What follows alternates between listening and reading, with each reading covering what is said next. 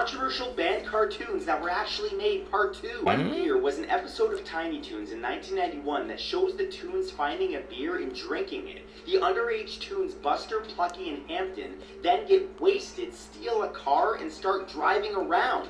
The episode then ends with them driving off a cliff only to hit the ground and die. What's up, YouTube? Welcome back to my channel. How you guys doing? If you guys are brand new to the channel, you guys don't know what we do, let me break it down for you guys. We talk about the most scariest and creepiest videos on the net, on the web, from YouTube videos to TikTok videos, IG Reels, Facebook, anything weird, usual, and unexplained you can find right here on this channel. Just want to thank all my supporters, man, who come back to the channel each and every single day, watching the videos entirely, man. Commenting down below, hitting that thumbs up button, man. I really appreciate the support. Found this video for you guys today, man. Let's do what we do best, seekers. Stay with me, y'all. Let's seek the truth. Most dangerous places where you should never swim. Talk about it. Number 1, Lake Karachay. Located in Russia, Lake Karachay is the most polluted place on Earth. The water here is so contaminated with radiation that it could kill you within an hour. Number 2, Lake Victoria. It's the largest lake in Africa. Each year 5,000 people die here because the lake has its own isolated weather system, and it can go from sunny and bright to stormy without any warning. She murdered her mother on Facebook Live moments after this video was taken. What makes this case even more tragic is that this woman showed plenty of signs that her mental health was declining. It all started on January 7th, 2024, when 28-year-old Donatson Beltran was arrested after failing to stop during a traffic stop. The next morning, Donatson was released, and her mother, 55-year-old Olivia Beltran, arrived to the police station to speak to an officer and see how she can retrieve Donatson's car because it was impounded. While the mother spoke with the officer, Donatson began recording herself, and if you look closely, she's actually holding a pocket knife right in front of the officer. I like the sticker with the little eyes. That was really cute. I like that detail.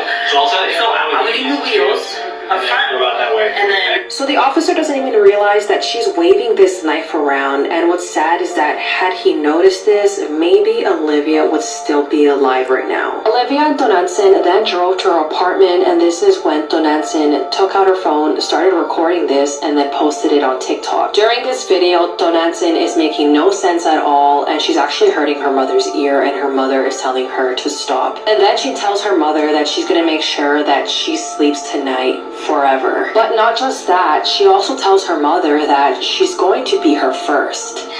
So Nancy me está lastimando, pellizcando mi oreja. No me pellizques con tus uñas. Okay, you're my first. But hours after these videos were taken, Donatson brutally murdered her mother while on Facebook Live in her apartment balcony. It was said that many people, including close friends and family, saw the live, but it was immediately taken down. Donatson was charged, and she pled not guilty by reason of insanity. You won't believe this crazy discovery about 9/11. Everybody knows that on September 11th, 2001, the Twin Towers in New York City were struck by 2 airplanes and both towers collapsed to the ground. Thousands of people were killed and the damage was devastating. However, in 2010, workers excavating the crash site discovered something very strange. They discovered the remains of a 30-foot-long wooden boat that was buried underneath the 9/11 rubble. The question soon became, how did a shipwreck end up 22 feet beneath the World Trade Center? Scientists began to research and analyze the wood that was found from the ship. And in 2014, they were able to conclude that the ship was built around the 1770s, around the same time as the Declaration of Independence. And it's believed that the ship was sailing through lower Manhattan where it sunk. And as New York City began to grow, the city of Manhattan expanded right over the top of the ship. It makes you think, man, what other freaking hidden monuments are around the world that just, I guess, beneath rubble. Or it could be beneath sea level or something like that, man. You never know.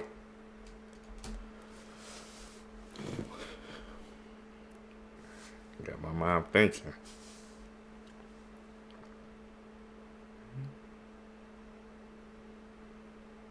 That's Adorable sad. animals that can kill you, part 3. The poison dart frog. If you ever see a vibrant, colorful frog in the wild, especially in a warm climate, even though it's pretty, don't get close to it. Incredibly tiny in size, only about 2 inches long. Poison dart frogs are widely considered to be the most poisonous animals on the planet. Their poison secretes from under their skin, and it contains enough to kill 10 men in a single hit, and there's no anti-venom for it. The dolphin.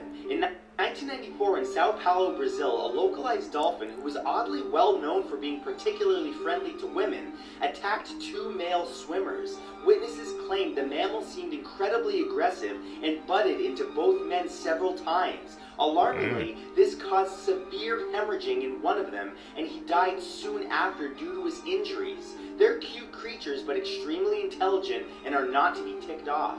It's one of those pictures. Beware of One of the dolphins. pictures where you don't see it at first, right? This photo comes out of Wisconsin State University. It's from 2012, and it was taken by Aaron Silva. What looks like just an abandoned hallway, if you look very close to the back left, you'll see it. The outline of a person who had been watching him from around the corner. For context, this was a very common tradition at this school. A lot of people would dare each other to go inside the abandoned infirmary that was just off campus. You go inside using just a flashlight, and whoever stays in the longest eventually wins. But Aaron was never going to make it out. After more than an hour had passed, his friends eventually became concerned, and they go in looking for him, where they found him and described him as cut from the mouth down to the center of his chest. This was a hugely disturbing case for police, but they eventually do retrieve his phone, and they zero in on this picture, a picture which they believe shows who might have done this to Aaron. And if you increase the brightness, you can see the outline even better.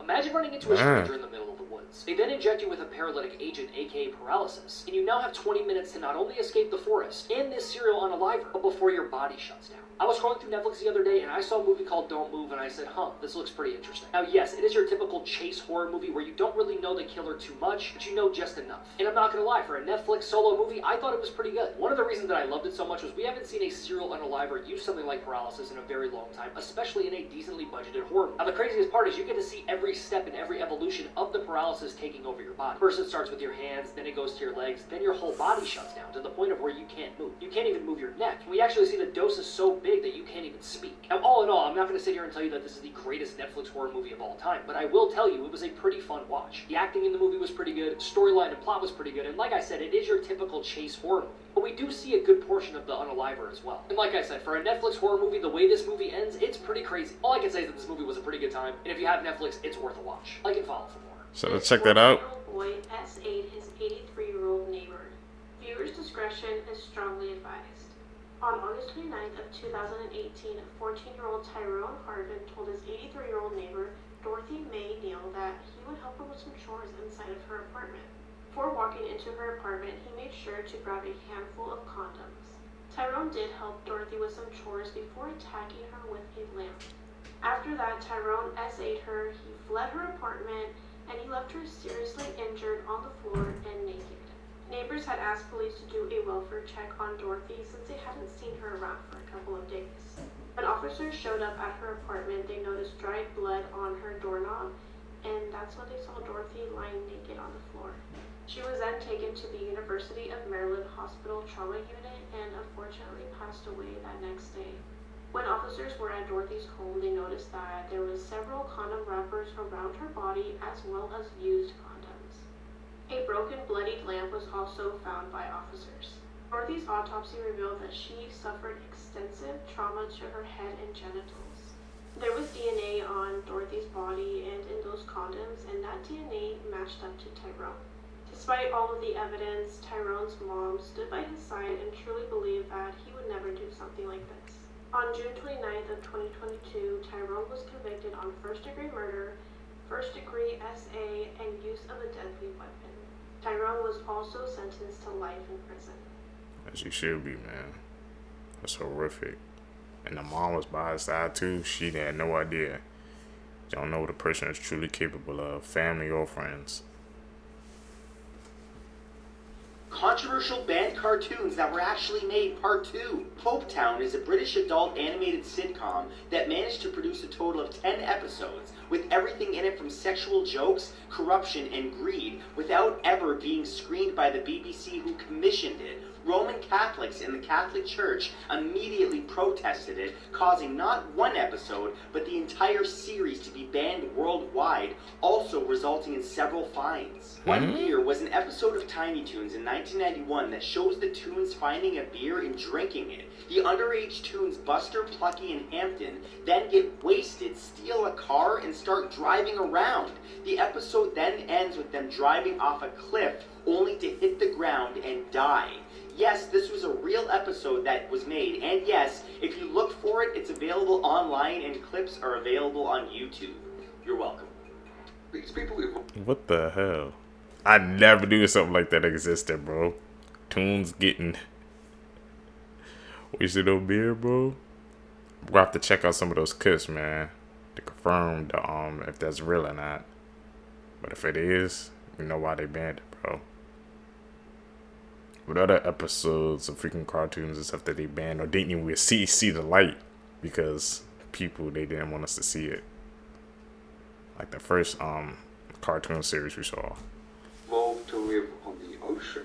The Bajau people found on the waters of Indonesia, Malaysia, and the Philippines lived their entire lives on houseboats.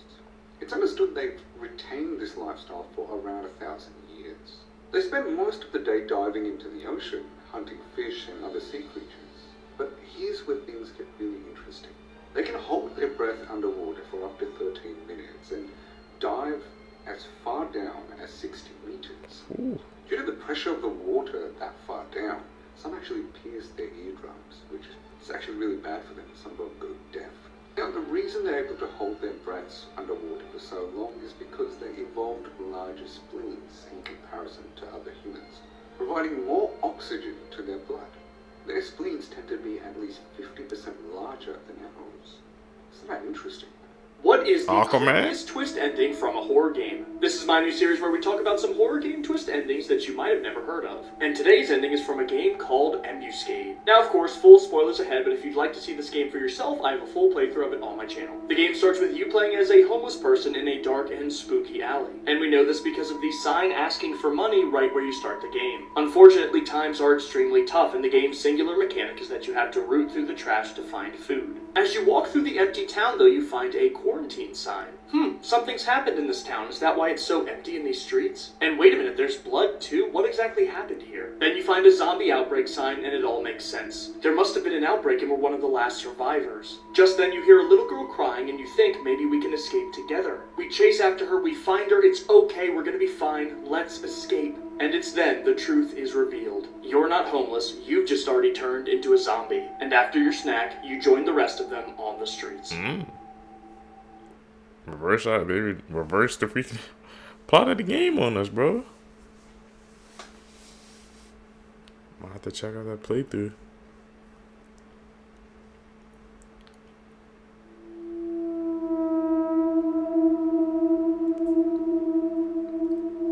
You guys, we've seen seen some of these Skinwalker clips.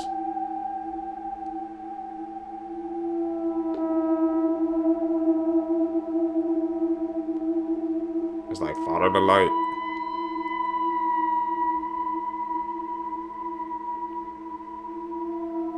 Go away. Don't come any closer.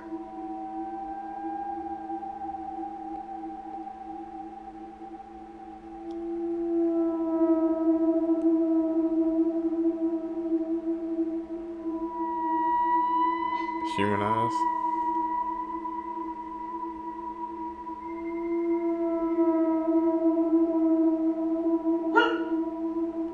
Dog can see something that we probably can't.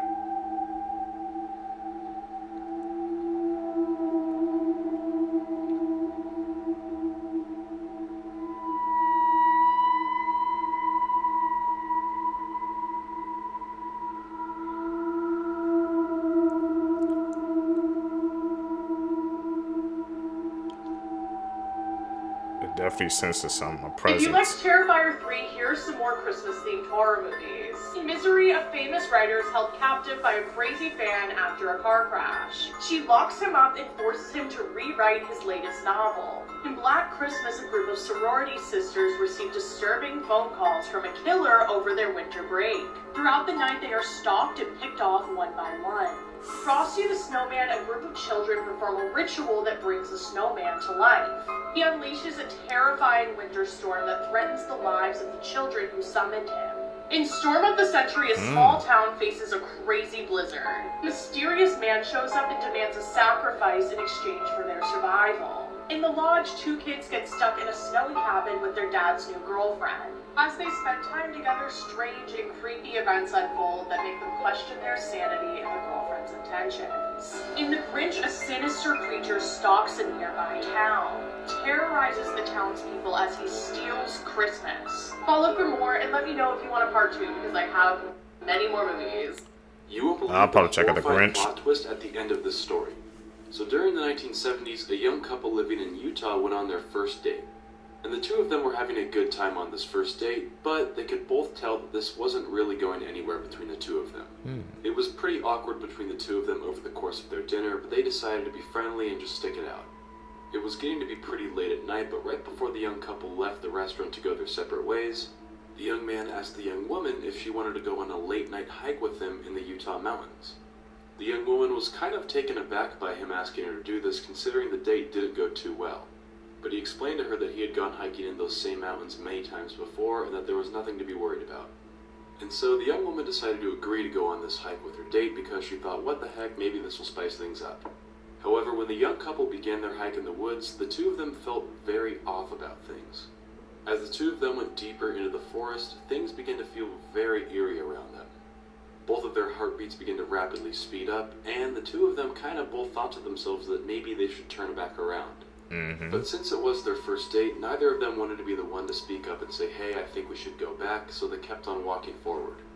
At this point, it was basically completely black in the forest. And then suddenly, the two of them heard some movement coming from some nearby bushes.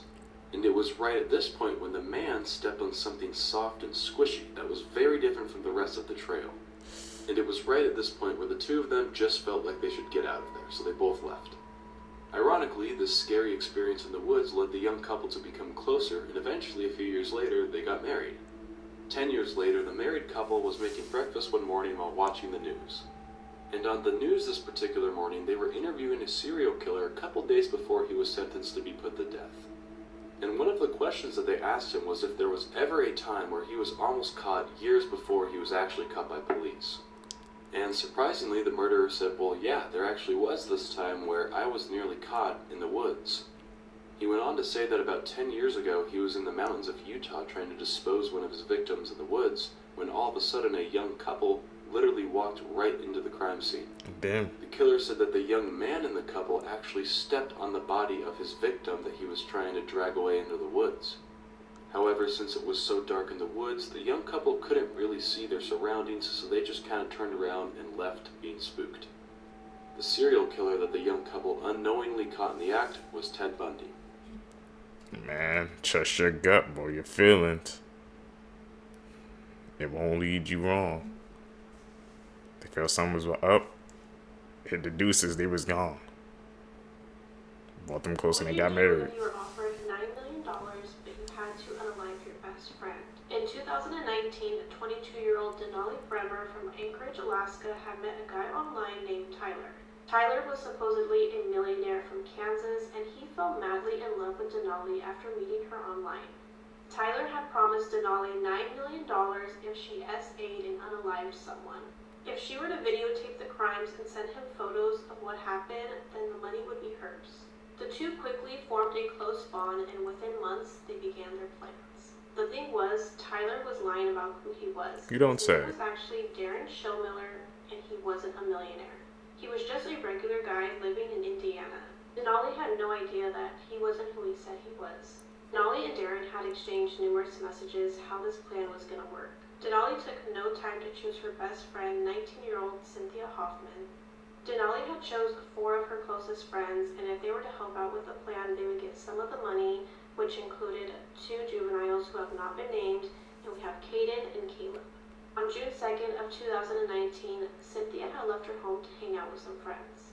She failed to return home, so her father tried to report her as missing, but when he went to the police, they said that he had to wait at least 24 hours. Denali had called Cynthia's dad throughout the night, telling him how she hoped that Cynthia was okay, and since they were best friends, Cynthia's dad did not find this strange at all. A few days later, Cynthia's body was found in a river. She had suffered a gunshot wound in the back of her head. Police had investigated her death and put together details pretty quickly. Denali was then brought into the station for questioning. Denali had mentioned to investigators that all the friends were playing a game where they all duct tape each other.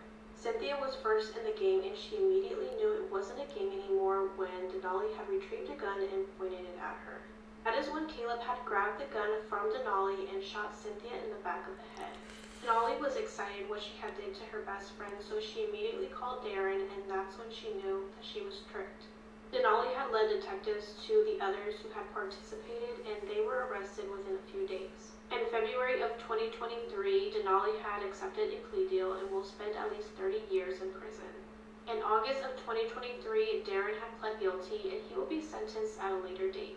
As for Caleb, in November of 2023, he pled guilty to second-degree murder, and he is expected to be in jail for up to 75 years. He was murdered after he lost the game. On June 22nd, 1994, Andres Escobar, who was the captain of Colombia's soccer team, was playing against the U.S.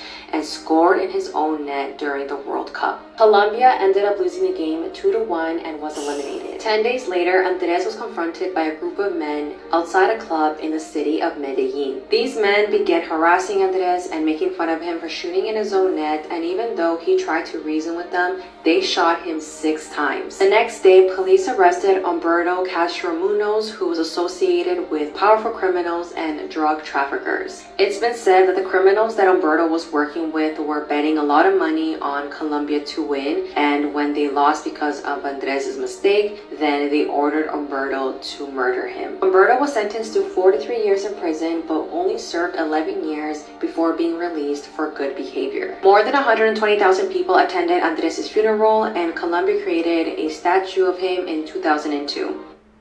Over some money, bro? Over a soccer game as well? This boy was forced to live as a girl. In 1965, twin boys were born, and they went by the name of Bruce and Brian, and they were born in Winnipeg, Canada.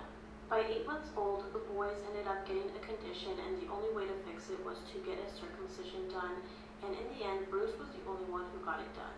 Unfortunately, Bruce got a botched circumcision, which burned off his whole private part. The family was referred to Johns Hopkins Hospital in Baltimore to speak with Dr. John Money, and he recommended a surgical sex change from male to female. Bruce's parents agreed to the procedure, thinking that this was the best option. The procedure was successful, and instead of Bruce, now their name was Brenda. By the age of 2, Brenda would rip off her dresses, refuse to play with dolls, and just wanted to play with toy cars and guns. Brenda complained to her parents and teachers that she felt like a boy, and they just told her that she was going through a phase. At the age of 14, a local psychiatrist told Brenda's parents that they just needed to tell Brenda the truth, and once they did, Brenda just felt like everything finally made sense. Brenda embarked on the painful process to go back to a male, and once all that was done, Brenda was now David. Although David was able to be a boy again, he was traumatized from his past when he would go to annual doctor visits with his twin brother, and Dr. John Money would make them do sexual acts on each other, and he would take photos of them. Although they both resisted doing these activities, Dr. John Money would get very angry with them, and they were honestly very scared of him. Dr. John Money claimed that this was important for healthy adult gender identity. Unfortunately, due to the traumatizing childhood, David's brother ended up taking his life in 2002, and just 2 years later, David ended up taking his own life as well. Blood-curdling facts that you wish you never knew. Part 17. There's an 8-year-old boy named Amarjit Sada who became the world's youngest serial killer after murdering his 6-year-old cousin, his baby sister, and a neighbor's newborn daughter. The CIA has a legitimate heart attack gun, and it was exposed to the public in the late 1970s. Philippines. Oh. Project Sunshine was research conducted by the US government in which after the atomic bombings on Hiroshima and Nagasaki, a network of agents was recruited to locate recently deceased children and steal their body parts for testing on radiation. Both the US and Russia used dolphins and whales to spy on various countries. The FBI sent an anonymous letter to Martin Luther King Jr. telling him to kill himself. It reads, "King, there is only one thing left for you to do. You know what it is." Guys, I just released my first YouTube video. I'm sure you'll love it. Link in bio. That's crazy. I never knew that last part, especially concerning Dr. Martin Luther King, man. Goes to show y'all sometimes how corrupt our nation is. And use whales and dolphins to spy on other countries, USA and Russia. What the hell? They train the animals to be capable of that? Got eyes and ears everywhere. Worst plane crash ever recorded.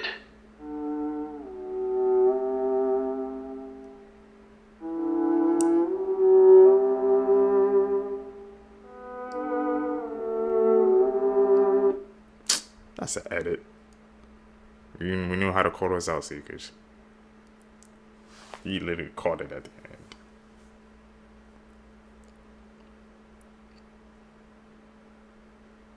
Sad as well. Never listen to this song if you're in the Philippines. It's called My Way by Frank Sinatra. If you listen to this song in the Philippines, you might literally die. It's so cursed that it has its own crime class there. It has been even banned in karaoke bars. It used to incite people at bars and led to a large amount of killings. But won't you listen to it? No, not hearing knowing that information. Yo, what's up? Here's some scary facts about our world that you probably didn't want to know. Part 12. I guess you could start saying that zombies are real, and the reason I say that is because there is a sickness called walking corpse syndrome, in which the brain starts to believe that it's dead and that it has no soul, and it starts to make you act like a zombie.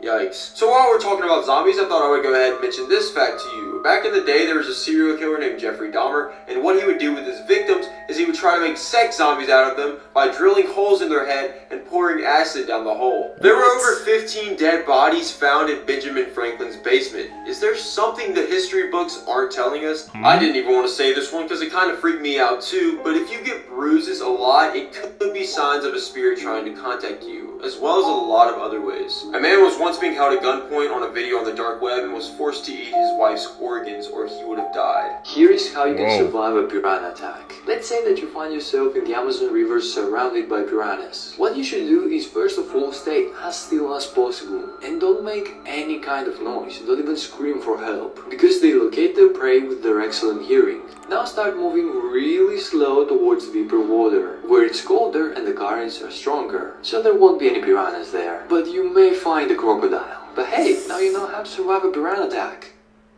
Would you guys take that advice, man? For the piranha Wait, attacks? you should never do this. This is 17-year-old Michael Dumas. He was on a church trip to Florida with some of his friends. While on this trip, they went to Pompano Beach, and he would be buried in the sand as you see here. He'd soon be unburied and all would be well until later that night when he would wake up in the middle of the night and be itching like crazy and sweating. At first, this would be labeled as an ear infection and he would be sent home with drops, but it would soon be obvious that that's not what it was, as he started to develop these raised bumpy rashes. And he became pretty lethargic, just wanting to sleep all the time. It got even worse to the point where he was having these big nasty blisters. And that's when he'd finally be diagnosed with cutaneous larva migrans, which is pretty much dog or cat hookworm. So pretty much these work by the dog or the cat pooping in the sand and contaminating it, and then not long after, these microscopic larvae hatch, and then you step in this contaminated sand and you end up looking like Michael. After all of this, he ended up developing a staph infection as well. And if it's not bad enough just him getting infected, 5 others from this trip got infected with hookworm as well. Okay, because that... Shoot, I'm never probably about to go walk on the beach again, man. Not with my freaking bare foot. Goes to show you, you never knew. I didn't even know something like that was possible, man. People bringing their pets on the beach and letting them pee and poop and not cleaning it up. I like what it caused. wearing socks from now on the beach. That's exactly what I thought when I saw the video. Like, I've met goats before, okay? Their eyes are hella creepy and they look like this. Now tell me what the hell that is. And that's why many people believe that this is actually a skinwalker trying to enter the girl's home. If you don't know what I'm talking about, then watch my latest video. It's staring into my soul. It is. I'm about to say Skinwalker. I was just about to say that. We've seen it a couple of times watching these clips together, man. So that was my logical guess. Let's just go. Edit.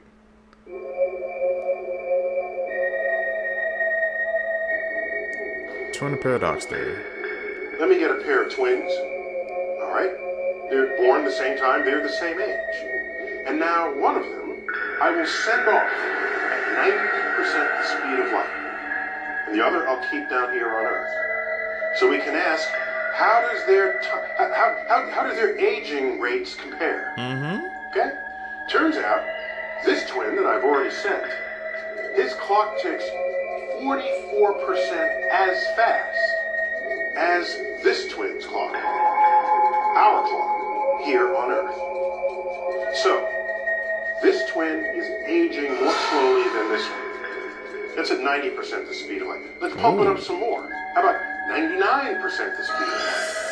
Now the time ticks at only 14% the rate, as it does back here on Earth. How about 99.9%? Keep pushing We're getting it. closer and closer to the speed of light itself. And at that speed, the clock ticks only 4.5% as fast. Slower. So, what does this mean? Tell you what it means. This twin that traveled for 5 years and comes back, if they went at 99.9% the speed of light, after 5 years, they're 5 years older. We have aged 110 years. Damn. It's called the twin paradox. These are videos you can never watch at night. We all know how there's some videos where you just can't watch them at night because they're that scary. Well, in this series, I'll be showing you all of those videos. So, be ready to get terrified. Bring it on. Who are you?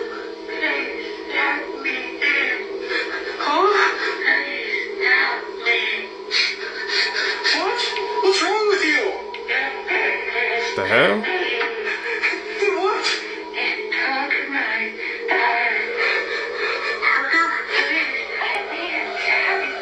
Well, I know I'm not sleeping after watching that video. This video has been going viral recently and nobody knows the origins of it. It shows what appears to be a ghostly woman standing outside of some man's window at night. And she says something took her daughter and did this to her. But nobody knows what that is. The man who uploaded the video hasn't updated anybody on if he's seen her again, or if he's okay, leaving people to worry about him. But I can't imagine looking out my window at night and seeing this. Let's talk about this picture. This is why if I ever have kids, I'll never let them use the bathroom alone. A 7-year-old girl and her mom were headed to Target, and she was getting some clothes for school. Her mom also wanted to grab some snacks for movie night. So while her mom went to go grab popcorn and other snacks, she told her daughter to go pick out clothes for school. When her daughter finally finished and picked out the clothes, she went up to her mom and said something strange happened. A sad pale lady had came up to her, telling her that she wished she could have her own daughter that looked just like her. The mom, who thought the daughter was just joking around, laughed it off and said, "Let's go." While heading to the register, the daughter shook her mom and said, "That's the lady who told me she wanted a daughter just like me," pointing at a mannequin. The mom laughed, thinking the daughter was still being silly. You know how kids have wild imaginations, always playing around. While at the register, the daughter had to go to the bathroom. So the mom told her to hurry up. It was only a couple hours down, by the way. While in the bathroom, the daughter texted the mom saying the pale lady's in here who wanted a daughter. The mom, trying to get in a rush back home to her other kids, said, "Hurry up, we have to go. Stop playing around." 10 minutes later, and the daughter never came out. The mother, who was waiting outside the bathroom at this time, rushes in the bathroom to see what the heck is going on. The daughter was nowhere to be found. She even checked the stalls to see if her daughter was hiding, standing on a toilet or something. On one of the stalls, she found her daughter's cell phone on the floor. By the way, if you made it this far in the video, comment down below your favorite fruit. Mine is mangoes. When she checked her phone, this was the last image found in it. Police still to this day have no explanation on what happened to that little girl. Like what your kids say, man. You might think they have a wide These two imagination. sisters had a competition to see who could get their dad to sleep with them first.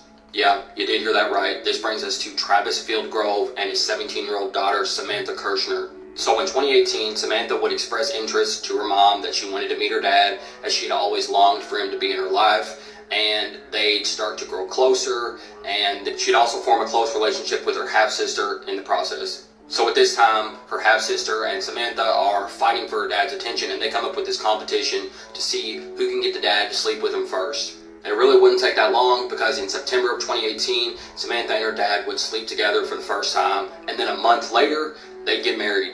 The mom had no idea what was going on, but she soon gets a clue and contacts the police, where Sam is brought in and confesses that her and her dad have been getting it on, and she says that both her and her dad didn't believe that they were actually related. Police are quick to say, why would you do this, since there's a possibility that you all are related, and she says the jealousy of fighting for attention just got to her, and she just wanted to win this competition. A DNA test would take place, and he was the father, and they'd both be arrested in 2019. Travis would get 2 years in prison, and Sam would get 9 months probation and 22 days in jail. Travis is now out of jail in order to have no contact with Samantha, and he says that his life after jail is going great. I'm going great. Do you know what you just did? You damn sicko. What the heck? This world, man.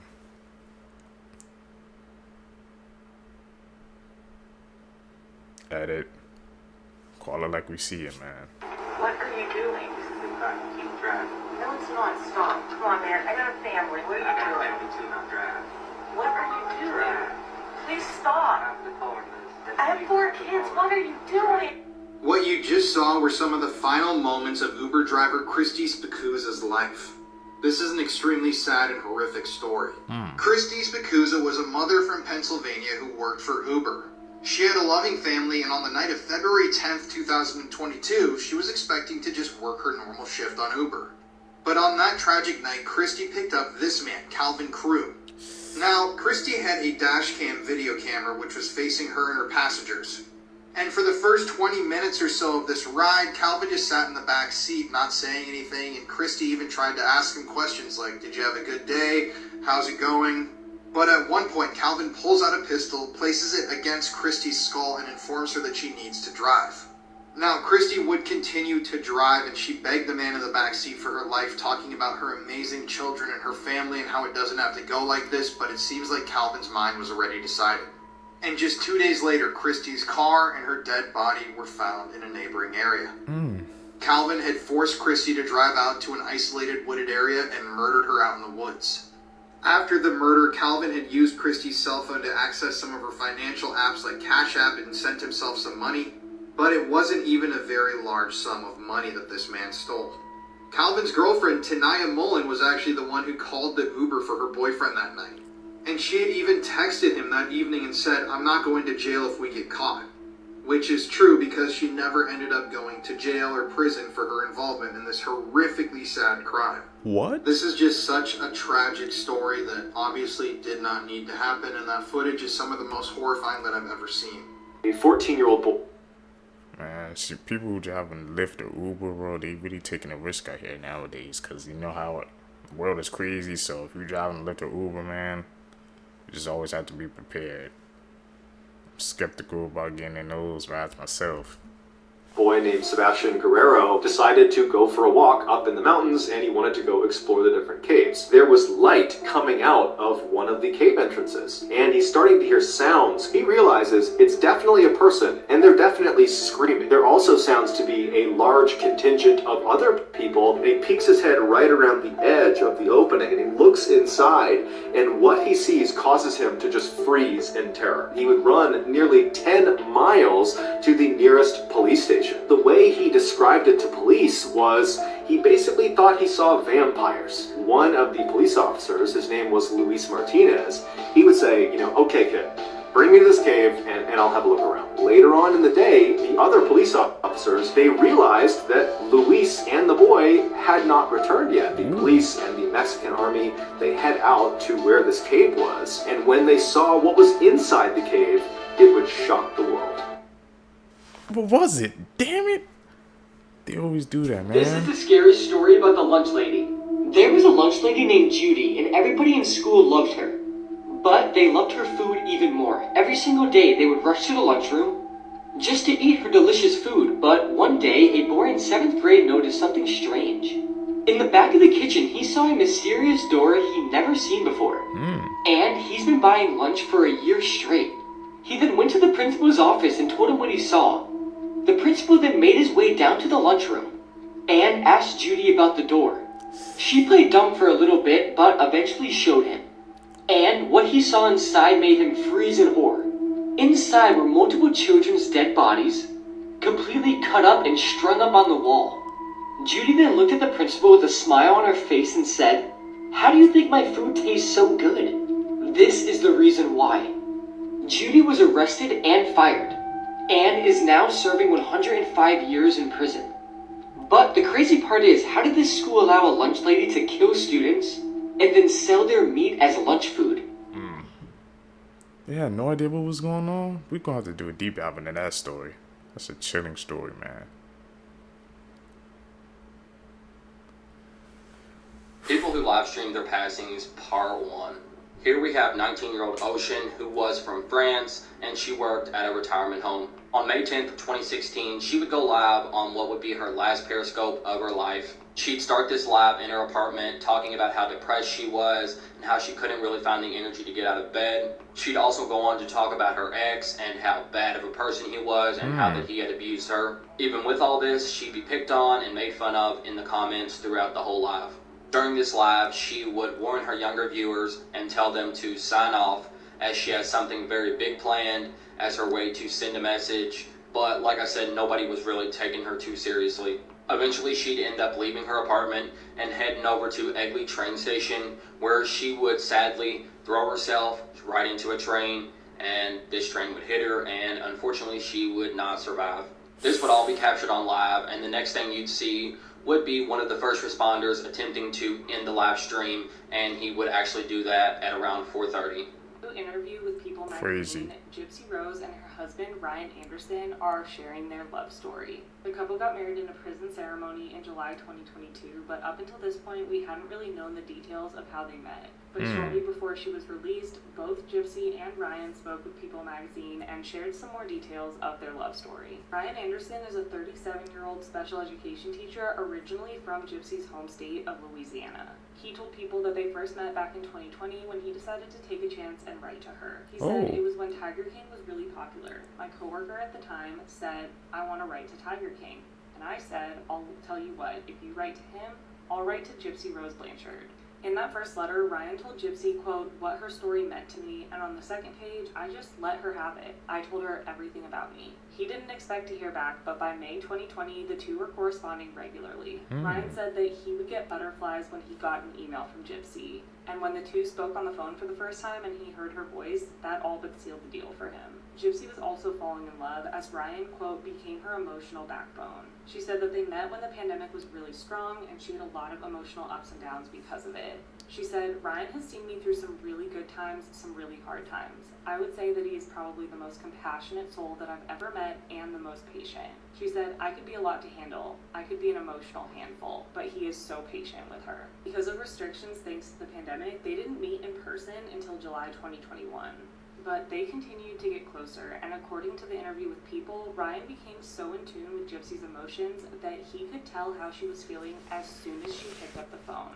Gypsy said, "We've been able to build this emotional bond that within 2 seconds of talking on the phone, he knows my emotions." She said, "I'm thankful that I have a man that is open enough with his own emotions so I could let my emotions flow." On July 21st, 2022, Gypsy and Ryan got married in a prison ceremony. And today, December 28th, 2023, he was the one to pick her up when she was released. Gypsy also mentioned in the interview with People that she wants kids one day. She said, "It's hard because I'm going into a new life and I'm newly married and I'm going to have kids one day and I'm going to have to explain to my kids why their grandmother on mommy's side isn't around. And that's going to be a really hard conversation."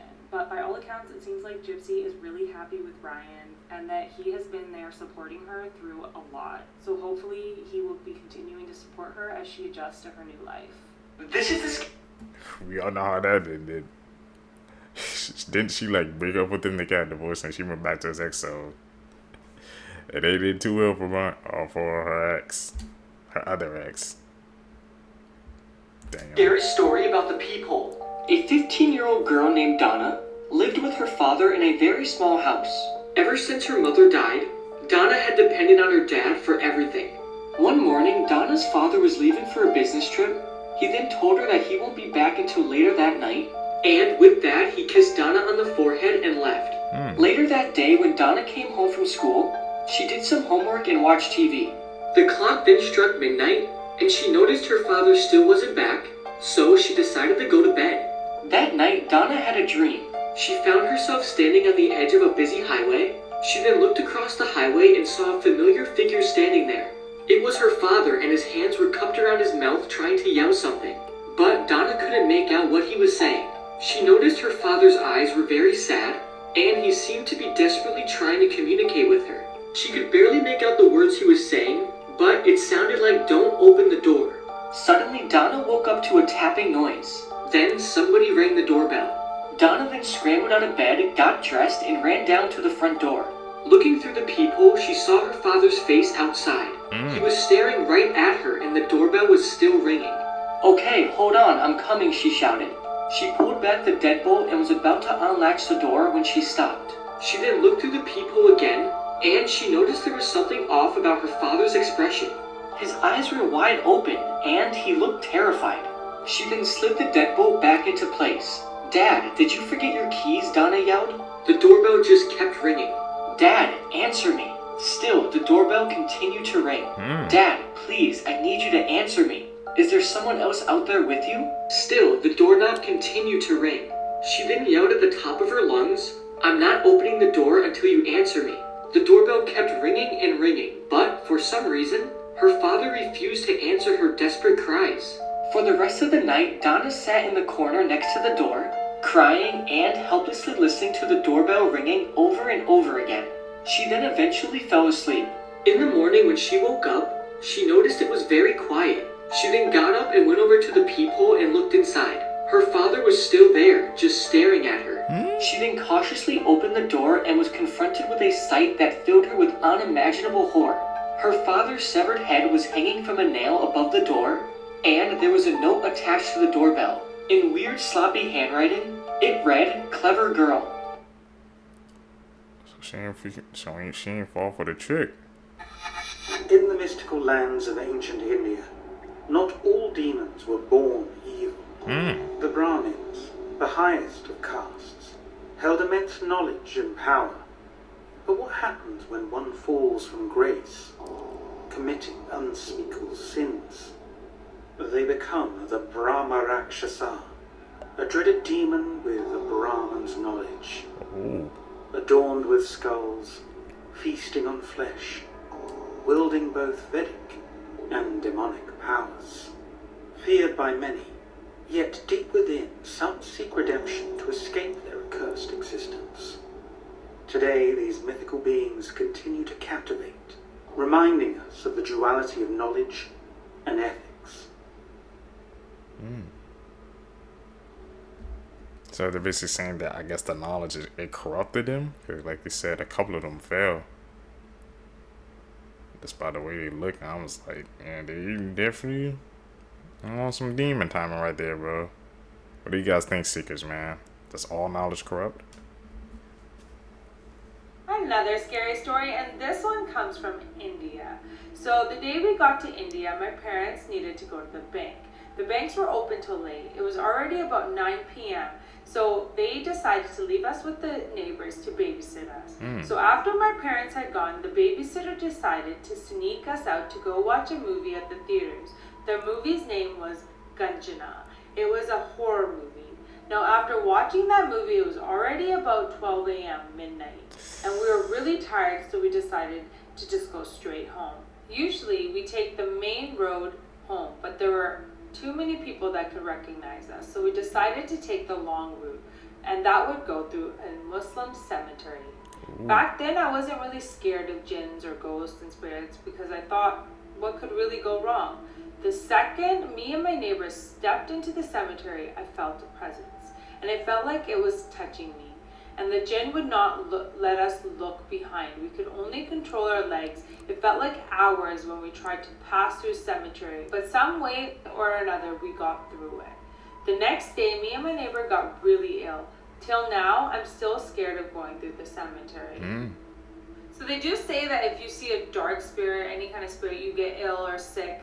It could last for like a week or 2 weeks, but yeah, that does happen. But you could have also been really scared of the scary movie you just watched, and then you're walking through a cemetery, so you're like psyching your brain out to think that way too. I don't know, but either way, we believe you. Send me more, guys. These are so good. I just took those good kids to see that scary movie. That's a damn Dayan shame. witches. Dayan is a witch in Indian folklore. The primary source of their power is her long plaited hair that is used as an additional limb. They also have monstrous black nails and feet that face backward. Hey, we learning out here. Have you ever heard of the Indian urban legend of Bullet Baba? The legend revolves around a motorcycle that is believed to have supernatural powers and provides protection to travelers. The story goes that in 1988, Ombana, whose real name was Om Singh Rathore, was riding his Royal Enfield motorcycle late at night when he lost control and crashed into a tree. He tragically lost his life in the accident.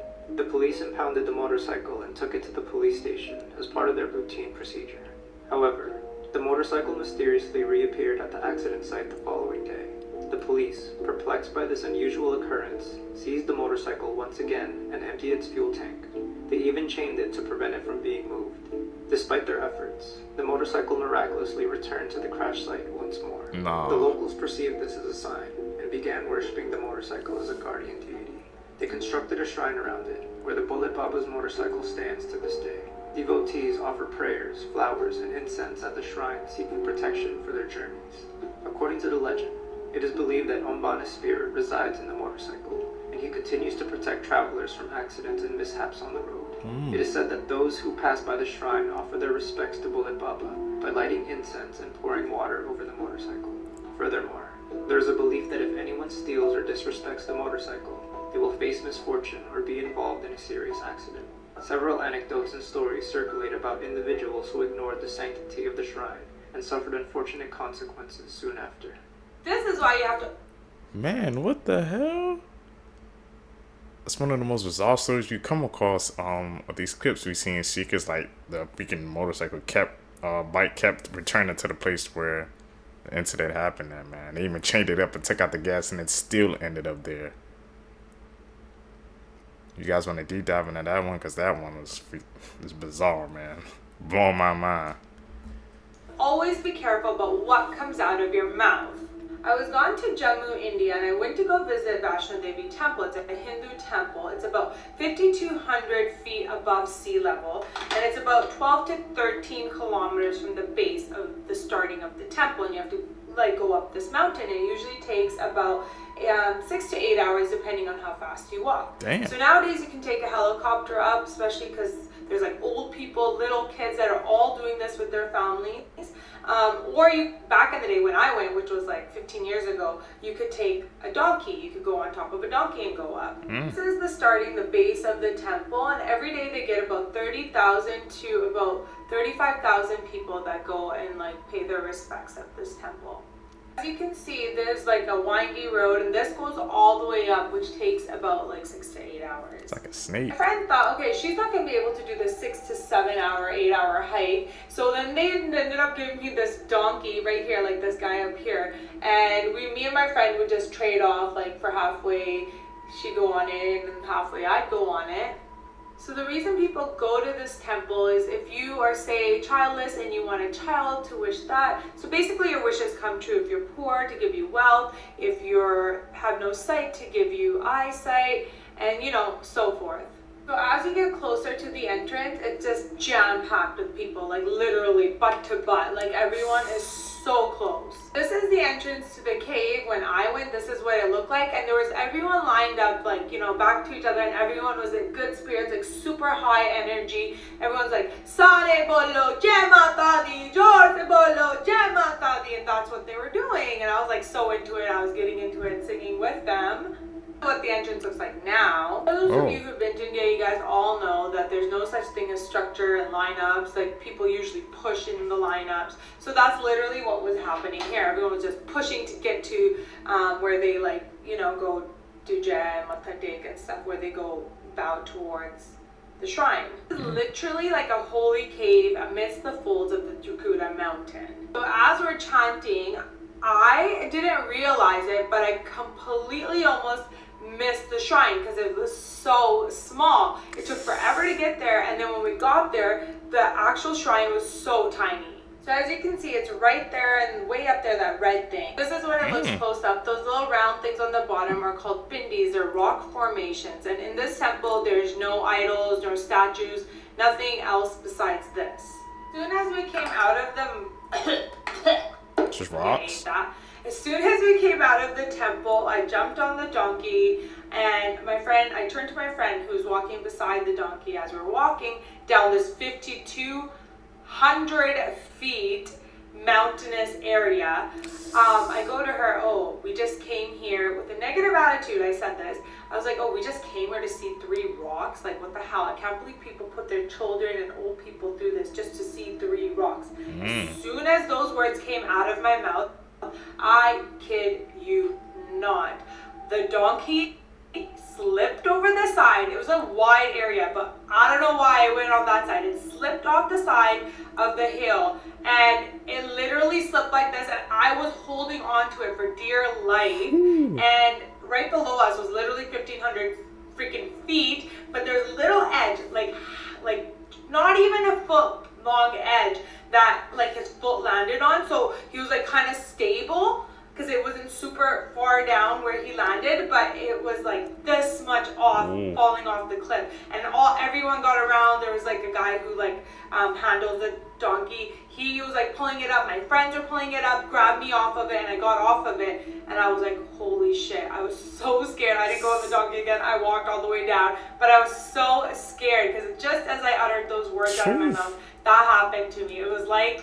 someone was listening to me and was like, you better fucking get your ass in check. Don't say that shit about a place where people actually have so much good energy and they're just there for wishes. I don't know what it was, but that was actually so scary. It was like such a near-death experience.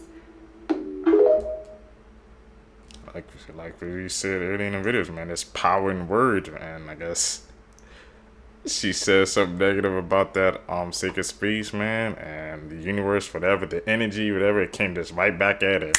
We didn't even have to wait like a minute, a second. Like she said, legit happened as soon as she said those words uttered out of her mouth, man.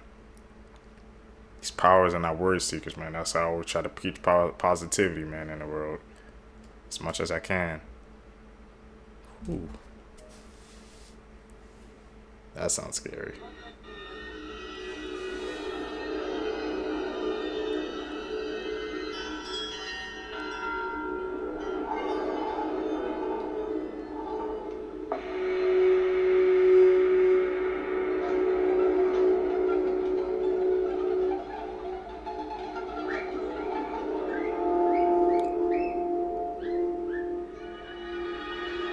Pointing at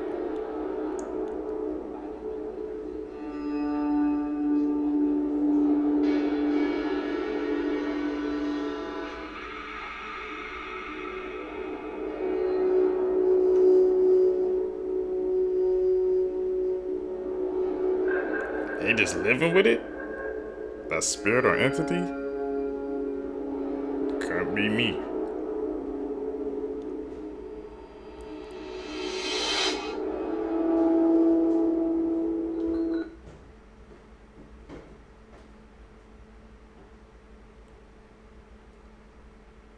The hell?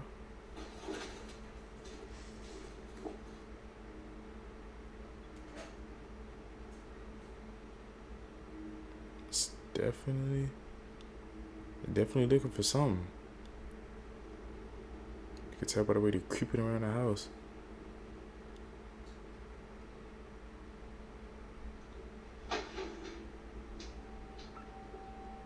The hell with that chair?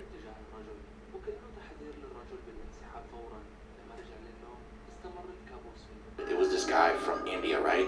Basically, up till he was like 20-something years old, his life was normal as then randomly, bro, in his mid-20s, he started to complain to his family that he was having like abdominal pain like crazy.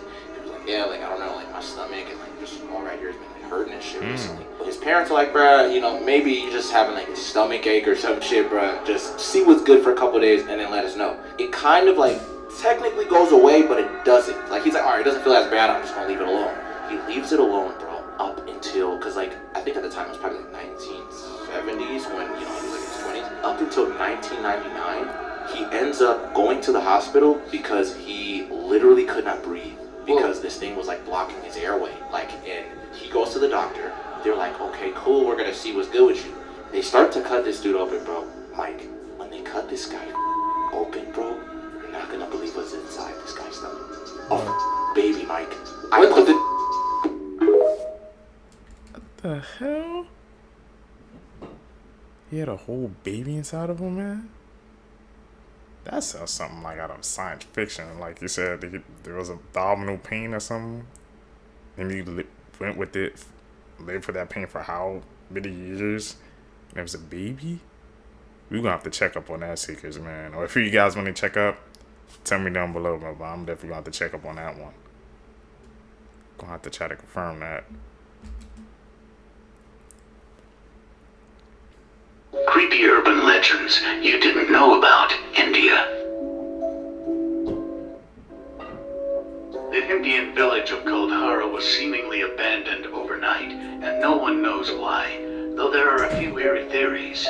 There are structures in the town of Kuldhara that date back to the 13th century, but no one has lived there since 1825, when all its residents seemingly vanished into thin air. According to local lore, 1,000 villagers completely abandoned their home overnight, without a trace.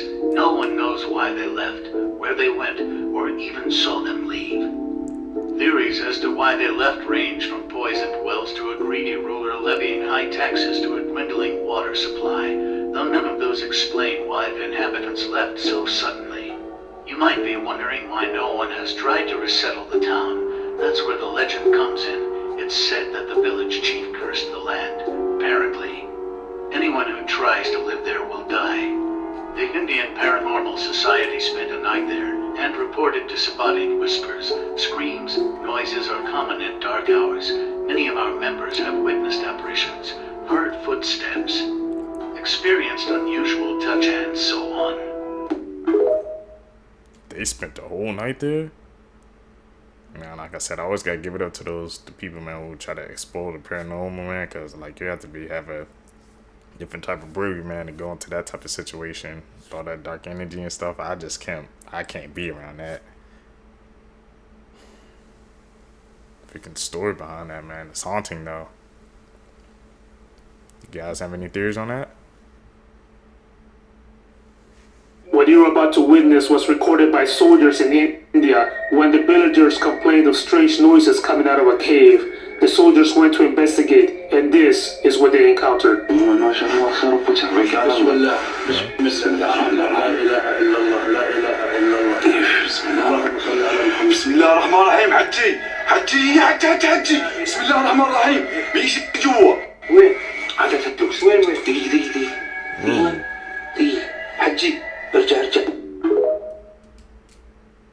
You saw that, man? Was that an edit or was that legit?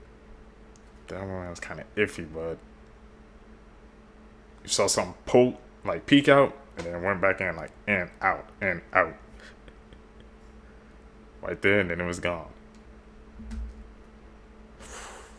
These clips, man. Let's talk about India's youngest and most infamous serial killer, Amarjit Saddam. He was only 8 years old when he struck. He preyed on children, and his first victim was his sister, who was only 8 months old. Shortly after murdering her, Amarjit struck again, murdering his 6-month-old cousin. Even more chilling is that the family and villagers knew about these murders but chose to stay silent. They deemed the killings as internal family issues, not realizing that Amarjit would soon strike and murder someone outside of his family. In 2007, Junjun Devi, the mother of a 6-month-old baby girl, left her daughter at the school daycare to do her chores. When she returned, she found her child was missing.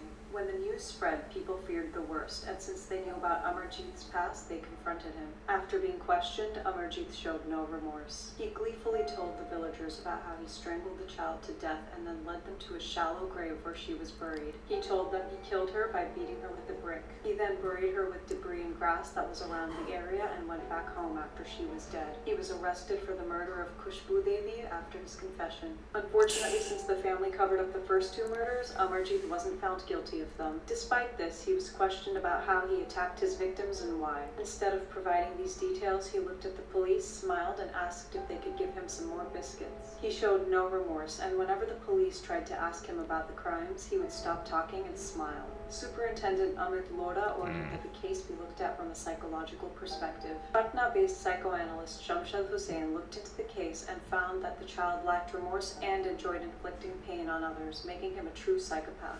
It also seemed that he had a brain issue which led to a chemical imbalance. This in turn led to increased gratification from inflicting pain on others. He was diagnosed with a conduct disorder that was claimed to be hereditary. This led him to commit acts of violence because he had no sense of right or wrong. Amarjeet was tried, and according to India's laws, it's speculated that he was sentenced to serve 3 years in juvenile prison since children can't serve more. It's also speculated that due to his mental state and the extreme threat he posed to society, that he was placed in a mental institution after he served his time. Amarjeet's whereabouts are currently unknown. However, in 2015, he contacted the Post-Mortem Post. He claimed he was in a children's facility where he would be till he turned 18. Since he would be over 20 now, if his claim is valid, he'd be allowed to leave the facility. It's unclear whether he'll go on to commit more crimes or if he was successfully treated. Some people speculate that Amarjeet wasn't the original culprit and that he was framed for the murders. The nature of the crimes and the elaborate hiding spots were too much to have been committed by an 8-year-old child. Despite this theory, the fact that he was excited to reveal what he did and his reaction when he was questioned,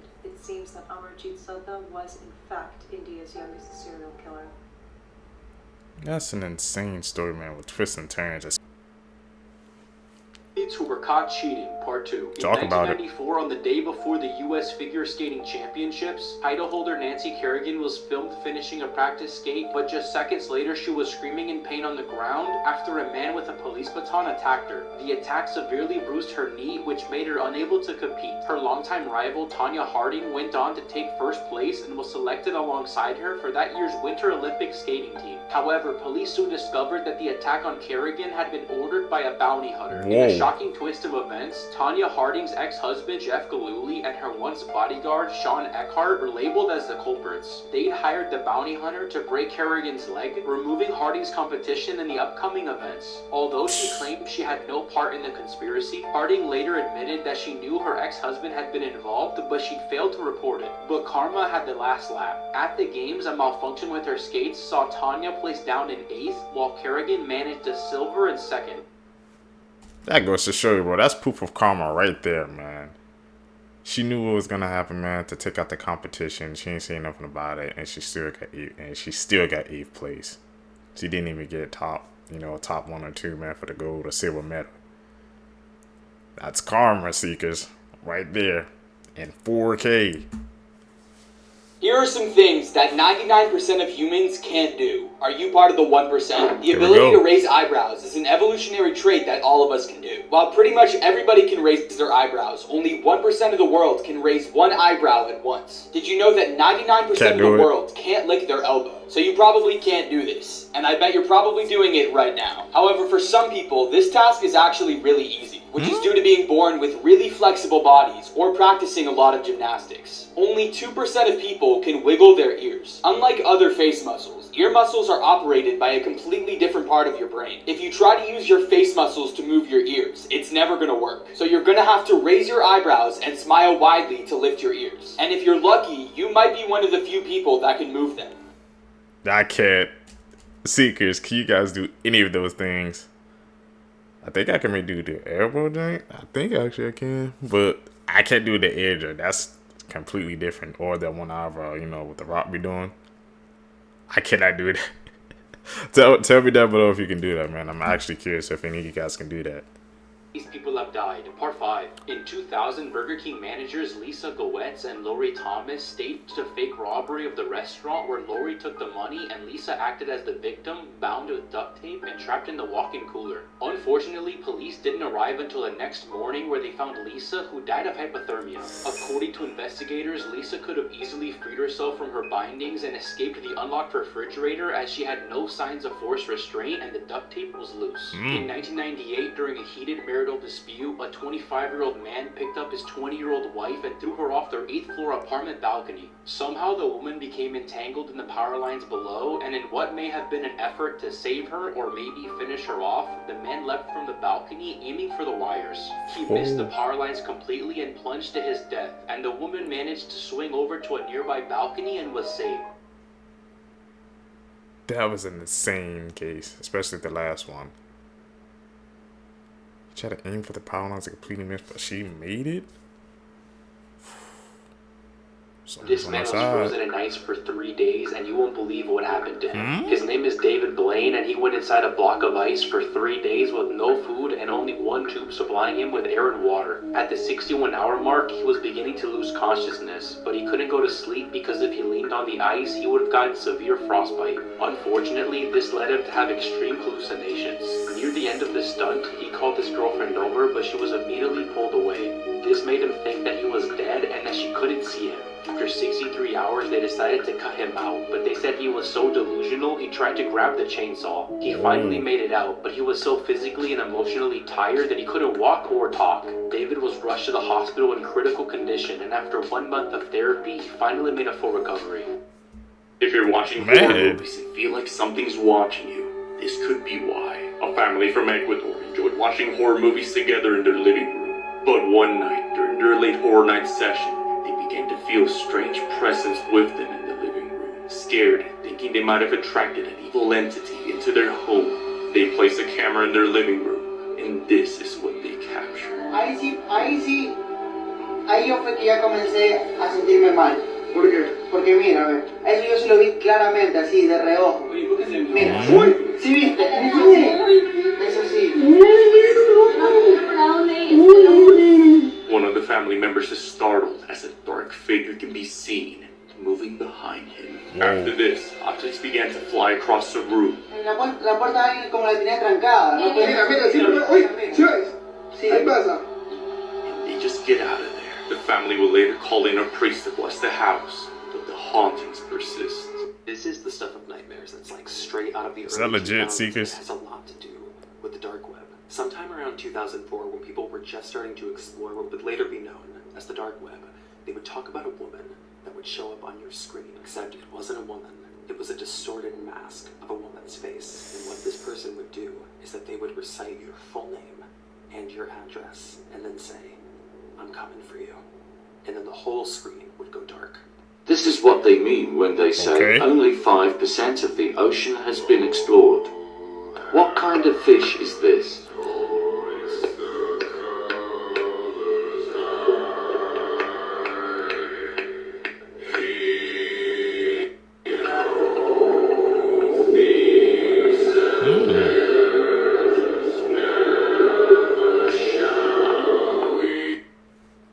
Did that fish just eat a rock?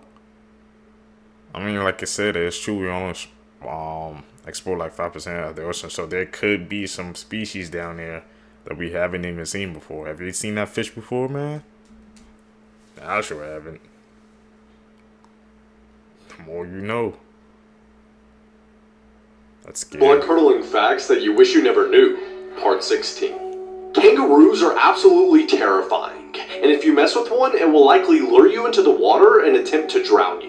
There's an abandoned Disney park that you aren't allowed to go to, and it was shut down in 1999 because it was infested with free-roaming alligators. The animals were being abused, and an 11-year-old boy died from a flesh-eating bacteria found in the park's waters. In the movie The Wizard of Oz, the lion's costume was made out of a real skinned lion. This is the John Lawson house. No one knows who lives there, but every single day, there are several female mannequins sitting on the front porch wearing a variety of clothing. Their positions and outfits change daily, and many believe this is meant to convey some sort of message. And in 1871, a train crash took place just 200 feet away from the home, killing 22 people. And these mannequins are always pointing toward the crash. Why?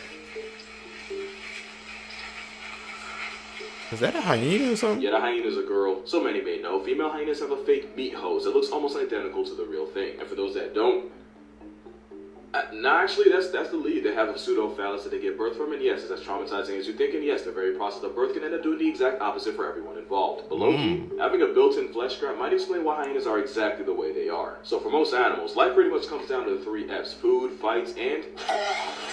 So a lot of times when male animals run a fade, it's for the goal of female validation. But hyenas having a female 5th leg means they have a natural crotch block. It's basically anti-mating hardware that means the no-pants dance can only happen if she allows it. So unlike things like lions or bears, there's really no reason for male hyenas to want smoke with each other when getting it in is already RNG. Pun intended. And it's believed having coitus completely out of their control is why male hyenas are way less aggressive and even have less testosterone than the females. Meanwhile, the females are more on go than a green light. And why hyena sisters are way more likely to put each other on a t-shirt. And with them being pack animals with a whole social ladder, the Walking Comedy Club had to become more aggressive just to give their cubs a chance at life. Matter of fact, that's probably why they have more testosterone. So yeah, moral of this video. Lion King did hyenas every type of dirty, but they got it right when they had Shenty giving orders. And now you know why.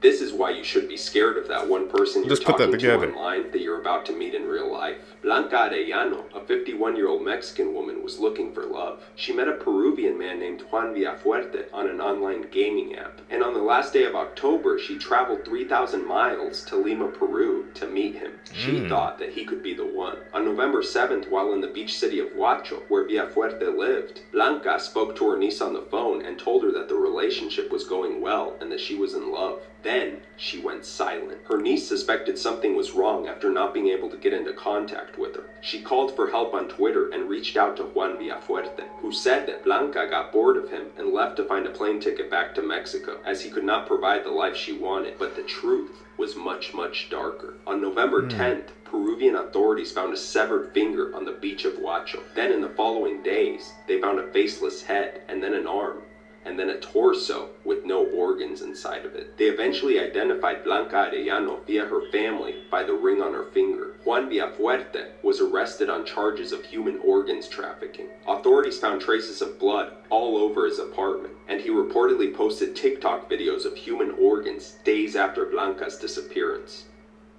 Creepy last words people said right before dying. A nursing assistant said that she was in a long-term patient's room changing the sheets. The patient would periodically look behind her. She asked the patient what was wrong, and the patient looked in her eyes and asked, "He doesn't scare you?" The nurse was confused, and she asked her who she was referring to, and the patient said, "The big man in the top hat. He's standing right behind you." She said that she doesn't think that she has ever finished changing a bed sheet and repositioning a patient as fast as she did that night. She refused to go into that room by herself for the rest of her shift. Linda Johnson, a former nurse, said that she had a gentleman in his late 90s who was dying. He started screaming blood-curdling screams, so they raced to his room. He was screaming that the room was on fire and that there was a man with large horns peering out of the flames. He kept pointing to one wall, saying that it was on fire. The nurses turned on the lights and tried to calm and console him, but to no avail. Instead of being consoled, Linda said that he told her that she was on fire and that he could see her being consumed by flames. Linda said that it was the creepiest thing that has ever happened to her. The doctor was notified, but nothing relieved the patient's terrifying hallucinations. He died soon after. Cynthia said that several years ago, her 20-year-old daughter had brain surgery. She got an infection of the spinal fluid. She was there in grave condition for a month. Cynthia never left her daughter's side. One night, the worst night at this point, she asked who the man in black was that was standing by the bathroom, and why Cynthia's deceased brother, the girl's uncle, was standing next to her at the side of the bed. Cynthia immediately got the chills. She told her daughter, "They're not here." Then she told her brother and the man in the black, whom she couldn't see, "You both have to go now. She's not ready to go, and I'm not ready to let her go." After that night, her daughter started to get better and better each day. Today, her daughter is doing well. September 25th, 1981, something very strange took place up in the Smoky Mountains. This is a picture of Pauline Melton, and it would end up being one of the last known photos of her. Because while Pauline was up there, she was with 2 hiking companions. They described that she, all of a sudden,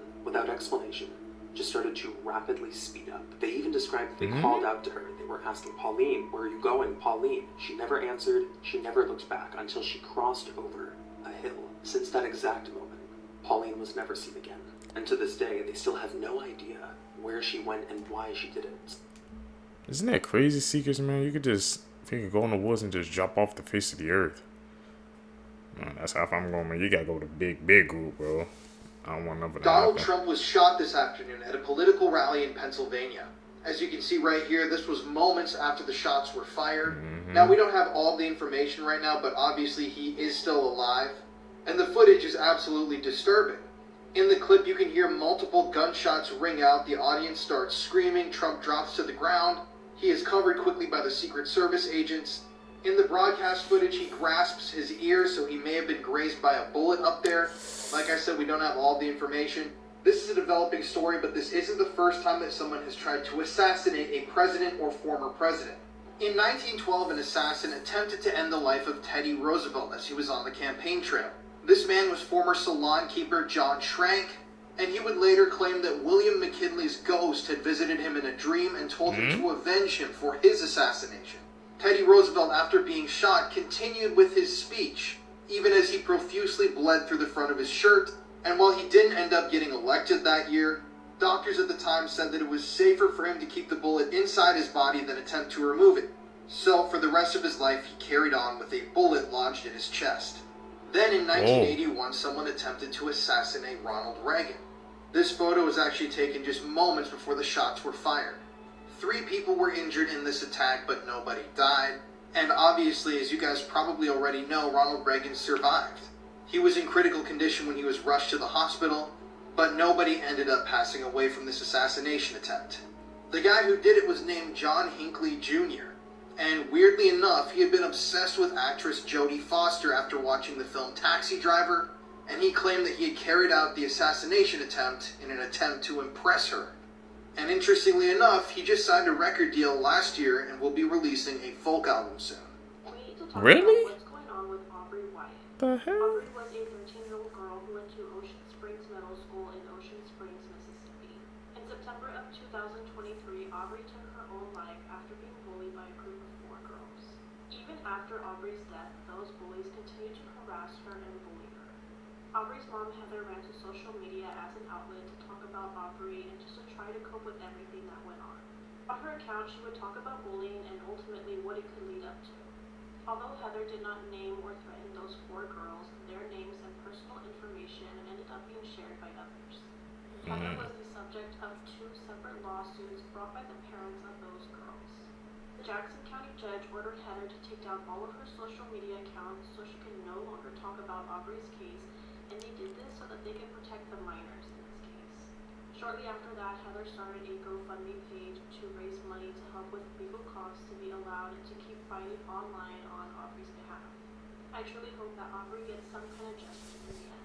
The first person to live forever is already alive. At least according to Neil deGrasse Tyson, who explains it with irrefutable logic. It starts with someone that was born in like the past year or so. Our test subject, call him Johnny Boy. The reason Johnny or any of us age is because our cells are constantly dividing, making fresh copies of our DNA in each new cell. Our DNA is packed into chromosomes, and since DNA duplication isn't perfect, the tips of these chromosomes are slightly trimmed on every replication. Sort of like making a photocopy of a photocopy of a photocopy. The quality slightly degrades each time. To protect against this, our chromosomes have something called telomeres on their tips, which essentially contain junk DNA data that we can afford to lose. But even these telomeres are finite. They get shorter and shorter on every duplication until at some point they're fully gone. Then the cell stops dividing, gradually loses its function and withers away. The more this happens in our cells, the more we age, and our bodies experience age-related characteristics. Scientists like David Sinclair are currently getting really close to reversing this process in human cells. He's developed what he refers to a chemical cocktail that can reprogram the way our cells are read to sort of fill in the blanks from these imperfections in our DNA replication. The science behind it is quite extensive, and he ran tests on lab mice that were incredibly successful. Having mice born at the same time with one looking visibly older than the other says that human trials are planned to start within the decade, and it's just a matter of time before we start seeing success in that. So where does this live forever come from? Obviously, the first version of this cocktail won't be perfect. It may extend human life to, let's say, 150 years. Now remember our test subject, Johnny Boy? In 20 years, he'll be 20, at which time we're almost guaranteed to be undergoing human trials at the very least, if not already publicly available. This life potion is given to Johnny so that he can live until 150. The claim states that by the time Johnny is 40, we're almost guaranteed to make enough advancement to double the anti-aging cocktail so that now he can live till 300. 20 years later, when he's 60, the potion will be approved so that he can live till 500 years old. By the time he's 80, he can live till 1,000. These numbers are all arbitrary, but the general principle still holds up. Even if we start seeing diminishing returns in the improvements of this concoction, Johnny has already hacked his way into living forever. He can already live till 1,000 at this point, so even if it takes 100 more years to improving the medicine to living till, say, 2,000 years old, he'll live until then and take it, constantly outliving the improvement curve of anti-aging until they've cracked the code to the million-year potion, at which point Johnny Boy is essentially immortal. Which means one of two things absolutely must happen in our future. One, we colonize other planets, or two, we stop having babies. If people are living forever and no longer dying, our population will continue to grow and just grow and grow. At which point we either need more space to put people, like other planets, or we gotta stop making people. So unless we want to sterilize the entire human race, living forever probably isn't a good idea until we figure this multi-planetary business out. Things that show... What do you guys think about that theory, Seekers? The age gap, but it just kept going and going and going, man. They're working on stuff, man, to make us not age no more. We live forever, trying to make us immortal. What do you guys think about that? Show off the power of time. Part 7. Disney World has had about 58 million visitors per year since it opened in 1971. And during those visits, guests would often have to wait in lines that were organized by rope walkways. And if you look closely at the rope clips, you can see that they've started to wear down. Some have even created a new groove. And no, I'm not talking about Cusco. Next, watching waves at the shoreline might seem like a calming activity, but not if you're a resident of Green Bay, Wisconsin. Over time, the waves wore the shoreline and even took a huge chunk out of it. Now, this would usually take several years for the effects to be seen. But in the case of Green Bay, this all happened within the span of an hour. Wow, what the hell?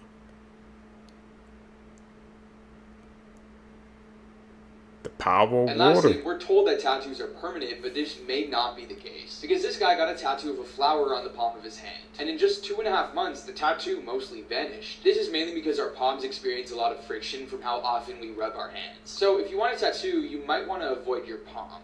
Bro, I got the most wholesome animal on earth. Brother, if you wanted a manatee video, you could have just asked. Did you know when alligators and manatees cross paths underwater, the alligators seem to let them pass a prehistoric sledgehammer and they give manatees the right of way? That's how you know you got motion in the ocean. There's never been a record of a manatee attacking a human, and it might be because it's literally physically impossible. One is because their teeth are way in their mouths, and their mold is designed for grinding grass, not biting. You know, if you ever get bit by a manatee, that means you were in his throat, and if you were, that means this law was for you. Some things don't need exploring Columbus. Also, some scientists think that because adult manatees have no predators, and because they don't have to fight each other over who eats what grass, there's a lot of talk that the sea squishy is mentally incapable of feeling aggression. Now, I don't know if that's true, but I will say 3 things. 1, they don't just eat grass, they'll go pescatarian if the opportunity presents itself. 2, as fast as you think manatees are, they're faster. It might not be with malicious intent, but 1,200 pounds of anything moving like that is definitely cause to pause. And 3, last year a popular manatee named Q, past tense, after essentially explicit interaction with a bigger male named Buffett, tore him open like a reverse butt birth. The catch: Buffett was his brother. Yeah, that's pretty bad, but did you know manatees are also closely related to my favorite animal? They even got the same nail tech. So yeah, I'm a little biased, so I'm gonna let it slide. Especially since I'm pretty sure it wasn't aggression, but just a dangerous lack of awareness. But yeah, God bless this water blimp, and R.I.P. Hugh. R.I.P. Hugh, bro. I don't know manatees were related to like elephants. I saw that. We learn new things every day, Seekers, man. Don't freak out, but we are right now entering the beginning of the end of the universe. 95% of all the stars that will ever form have already formed. And it gets even crazier than that. There is a sphere around us called the Hubble sphere. Beyond this point, everything is moving away from us faster than the speed of light due to the expansion of space itself. And how many of the galaxies do you think are outside of this sphere? 94% of all the galaxies we can see are beyond this boundary today. Meaning, no matter how hard we try, if there are aliens living in these galaxies, we will never be able to meet them. 60,000 stars pass beyond this horizon every single second. That's nearly 2 million solar systems we can no longer visit since the start of this video. This will continue until we are all alone. The universe as we know it, with all the beautiful galaxies and nebulae, will slowly fade away into darkness, and the astronomers of the future will point their telescopes everywhere, finding the same thing: darkness and silence for the rest of eternity. Here are horrible things done by very influential people. Everyone knows Steve Jobs for founding Apple, but what most people don't know is the dark side of his personal life.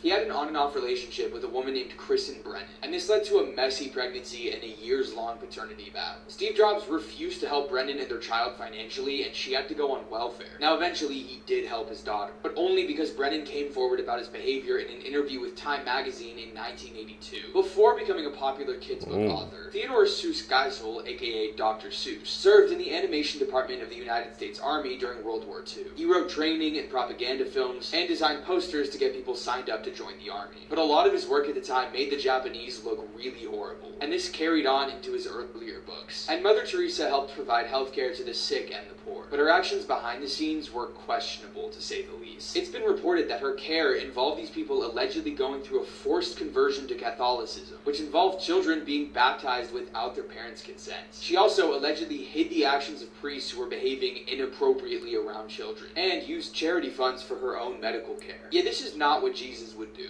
This teacher was caught doing it with an 8th grade student, and apparently it was almost daily. The kid was 13 years old, and now she will serve 10 years in prison.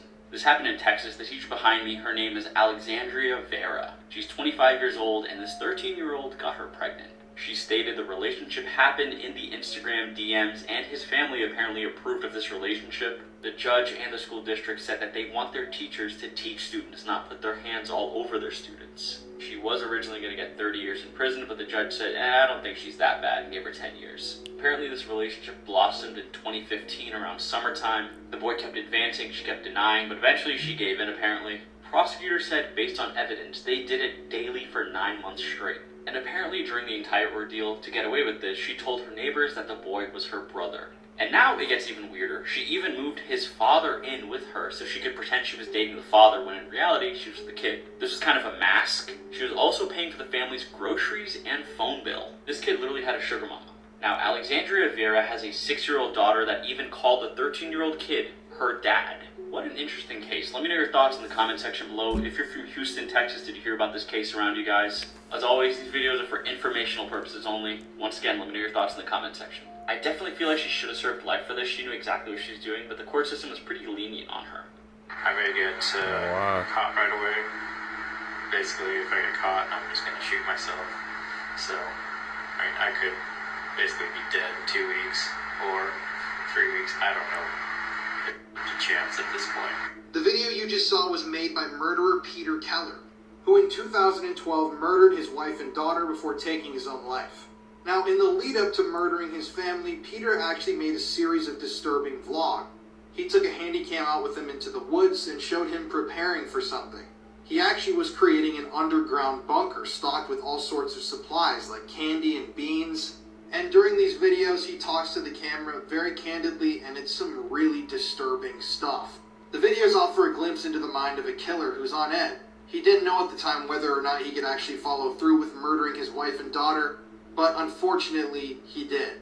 On April 22nd, 2012, after constructing the bunker in the woods unbeknownst to his family, Peter shot both his wife Lynette and his daughter Kayleen in the face with a silenced weapon before he set his house on fire. He then fled to the underground bunker and was able to evade capture by the police for a whopping 6 days. But once authorities figured out where Peter was, they surrounded the bunker with a SWAT team, and that's when he fired the fatal shot into his own head, taking his own life. In his video recordings, Peter talks about how it'll be exciting to live out in the bunker, and he discusses his fantasy of robbing banks and pharmacies and living on the run. But his run didn't last that long, and he left behind so many questions and a trail of blood and sadness. If you want to hear more stories like this, listen to the podcast Murder in America that I co-host with my wife Courtney. It's available now on all streaming platforms. Photos that have a disturbing back at the top left are responsible for the Columbine High School shooting, which at the time was the worst high school shooting in American history and killed 12 students and 1 teacher. Pictures, man. They always tell a story. This starts drawing people hanging from his room on the ceiling. Like people hanging from the ceiling in his room. When the dad asks what's he's drawing, the boy replies, that's just my friend, the hanging man. He said, I see him every night. He just hangs there in my room and sometimes bothers my stuff. So of course the dad's like, oh, it's just an imaginary friend, right? Or maybe he just saw this in a movie or something. By the way, since you're watching me eat pizza and I'm making you suffer, your third act has to buy you a full pizza. He then erases the kid's drawing, tells him to draw it again. The kid then draws the man up close. It's just his head hanging from the ceiling, with tears coming out of his eyes. The boy explains to his father, yeah, I see him crying some nights. I see him with tears coming down his eyes. This is where things get crazy. The dad sets up a camera in the boy's room. This is what he catches.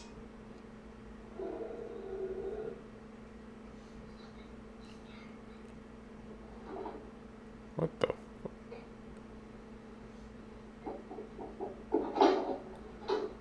Extinct animals, scientists are close to reviving. Firstly, the woolly mammoth. It was believed to have gone extinct 25,000 years ago, but scientists discovered hundreds that just died recently. So they're planning to put its DNA inside African elephants, and they expect to bring them back in the next 5 years. Next, dodo birds were hunted to extinction 400 years ago, but a preserved head was recently discovered. By mixing that DNA with a maned pigeon, dodo birds should be coming back in 15 years. Finally, expect to see saber-toothed tigers outside soon, because scientists discovered DNA preserved in tar pits, and they plan to combine it with African lions. So this 10-inch toothed beast should be coming back in 10 years.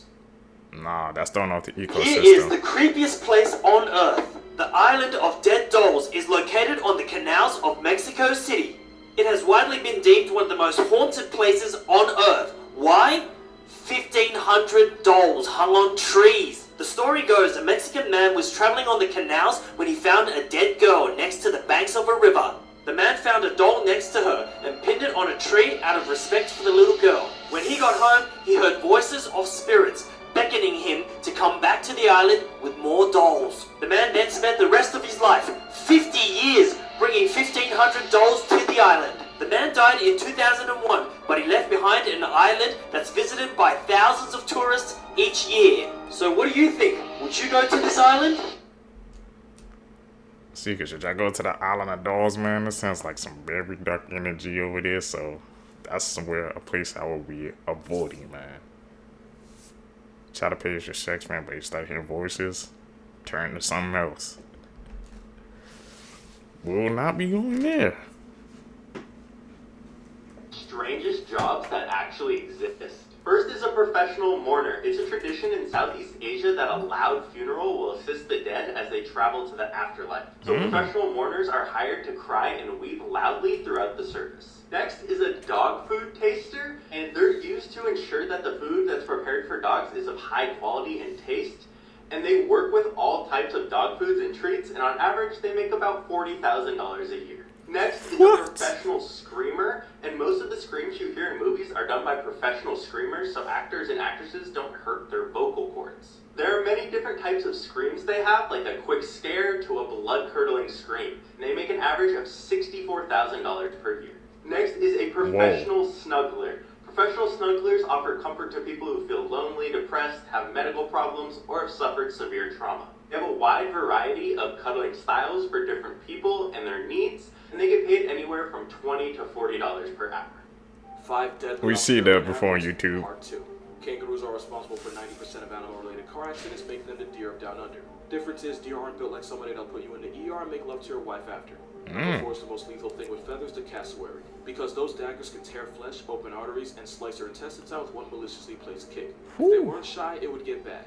Magpies are anything but shy. These flying black air forces will attack people and assaults that could blind the victim. And since they can remember your face for 5 years, beefing with an angry bird is signing a max contract with abuse. At number 2 is the most venomous fish on the planet and master rock impersonator, the stonefish. Accidentally step on them and they'll shoot venomous spines through your skin, which can flatline you in 2 hours. Symptoms include extreme pain, respiratory weakness, paralysis, and an obituary. Number 1 is the Irukandji jellyfish. Not because they can revoke your birth certificate in 2 minutes, but because they're so small you would never see it coming. One of the symptoms of getting stung is an impending feeling of doom, which causes some patients to beg the doctors to end them just to get it over with. Most stings aren't fatal, but I would still deep throat a cactus before I go swimming in the ocean. Here's 3 reasons why you should never visit the dark web. Hey, the man. dark web is the part of the internet that isn't available on search engines such as Google. Government agencies say it's a heaven for criminal activity. You may see things that you can't ever forget. Some people have had to have therapy after accidentally clicking on the wrong links, damaging their psychological state forever. You can easily get hacked. If you don't know how to properly use the dark web, then your identity can be exposed to both criminals and the police. In the UK in 2017, there were 1,210 drug busts related to the dark web. Terrorism. Anti-terrorism authorities have uncovered multiple instances of terrorist groups using the dark web to coordinate their actions. Stay safe. I'm never going on the dark web. Stay away from that part of the net. Houses in the world. This is the Mirror Cube. It is completely camouflaged and you'll never be found. If you go on a walk through the forest, you need to leave a light on in order to find it on your way back. Oh. This is the bird's nest. You just climb up that little ladder up into the top, and then there's little portholes on the inside that will let you look out. This is the ghost house. It was designed this way after being used as a prison and a funeral home to represent all the ghosts that apparently reside here. This is Spitbank Fort. It was once a fort and now a luxury private island house. This is the Upside Down House. No one actually lives in this house, but you can get some great photos from it. Wow. This is the Sky Sphere, the ultimate smart treehouse. The dude who built this didn't even know how to weld, he just Googled his way to building it. He uses his fingerprint to get in, and everything is either voice activated or phone controlled. This is including the beer dispenser integrated into the armrest. He spent 3,000 hours and $60,000 to build this. This is the toilet house. It is a house shaped like a toilet. Animals Okay. eat humans. Komodo dragons. Piranhas. Crocodiles. Jaguars. African driver ants. They humans? Bears. Lions. Catfish. Wolves. Tigers. Cheetahs. Okay. Hyenas. Sharks. Dogs. Dogs? What the fuck? Polar bears. Snakes. Cats. Heard stories about cats. Sloth bears. Creepiest kid toys that were banned. Time monsters. There was a hidden message inside the time monsters that says, "Turn off the TV. Evil stick." Hidden behind the foil that shows a demonic young girl. Cabbage Patch Kids. The doll almost ripped out a girl's hair. Potty time with Elmo. The Elmo toy was saying who wants to die. Glitches? And Kudal. The door was saying Islam is the light. Sky dancers. It flew in random, unpredictable directions, which injured children and adults. Did any of I had any of those toys growing up? I remember the Cabbage Patch, I think, Kid Dolls commercials or Potty Time with Elmo. I said, man. Like I said, our childhood, bro. Once we kids, we don't recognize what's really going on, but as you get older, you realize, man, some weird and dangerous stuff was going on back then.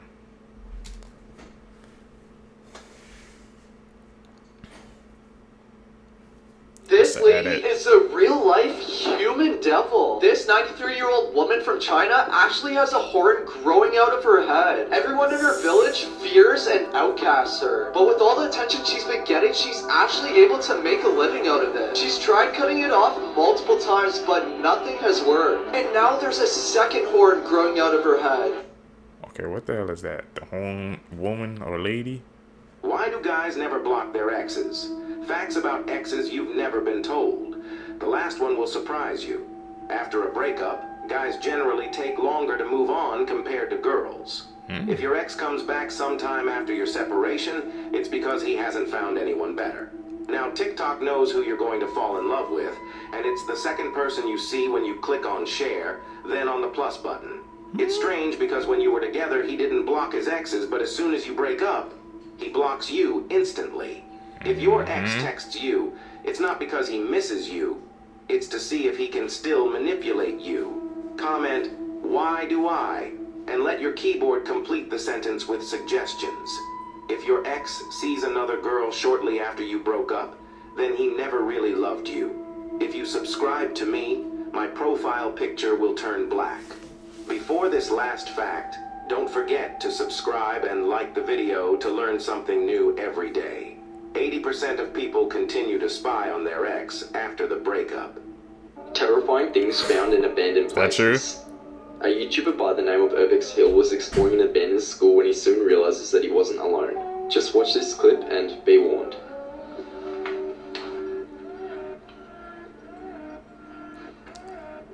You gotta be brave to do that.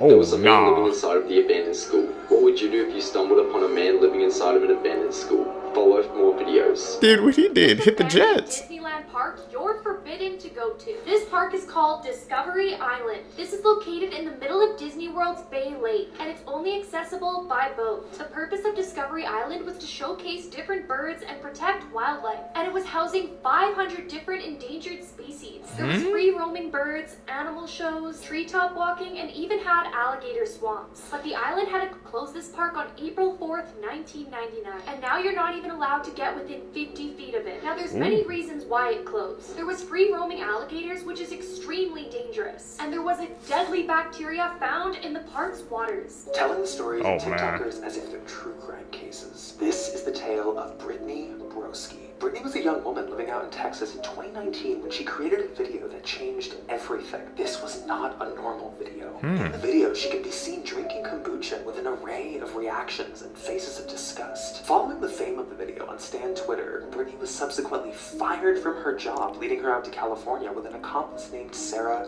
Shower. It was around this time that they both crossed paths with a woman named Tracy Martell. Tracy had taped numerous videos with Brittany as the subject where she can be seen repeatedly scalping her on camera. It's believed Brittany survived the ordeal, although no one knows of her current whereabouts. She's most recently been spotted in a series of videos that seem to be confined to one room, although police have no way of knowing if this is a bunker or if she's being held here. And Tracy Martell has never been caught.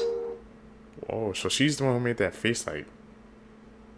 Here are some foods that are now discontinued. The popular fruit yogurt snack Yogos disappeared from the market in 2010 following low demand, as well as Shark Bites in 2014 after a flavor change ruined the taste. Haribo sugar-free gummy bears were canned in 2015 after discovering the sweetener they used caused explosive diarrhea. Sometimes it's worth it though. Lime Skittles were canned in 2013 and Mars replaced the lime flavor with green apple, which actually caused a ton of protests. Taco Bell's Mexican pizza was taken off the menu in 2020 due to environmental concerns, though a wave of protests led to its revival in 2022. Sadly, the same can't be said about McDonald's snack wrap. After being a menu staple for many years, it was removed in 2016 with no warning. Oreo Cakesters were removed from the shelves in 2013 after relatively low demand. Easy Square took the market by storm with its Shrek collab in 2000, but it was pulled from the shelves in 2006 after creative differences. Many people refuse to believe this, but spearmint and cinnamon Tic Tacs were discontinued a few years ago as well. Other retired candies include Cream Savers in 2012, Butterfinger BBs in 2006, and Nestle Wonder Balls in 2004. And the Kudos Bar also had their run end in 2017. Oreo O's were gone for a long time, but apparently they're making a comeback. Same with Trix Yogurt, which was gone for about 6 years, but is rumored to be back on the shelves. And same with Dunkaroos, which were brought back in 2020 for a second run. And lastly, Cheetos Twisted Puffs left us in 2012, but at least we still have spicy Cheetos.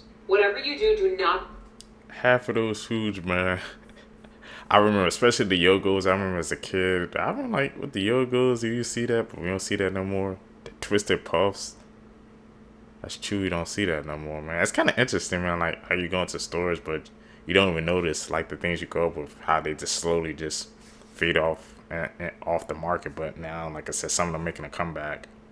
I still see Oreo cake stickers. I remember the snack wrapper from McDonald's. Yeah, that's been gone. I remember when people were mad about that, but that's crazy. You guys remember any of those snacks that got discontinued? Some of them shocked me. Dolls right here. They're called timeout dolls and they're creepy. And if you don't believe me, just listen to this story. There was this girl and she was babysitting and they had one of these timeout dolls in the house. Guys, I'm babysitting and I just found the creepiest thing. Look at this.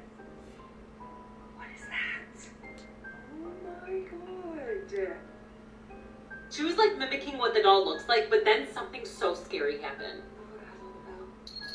Oh god. Guys.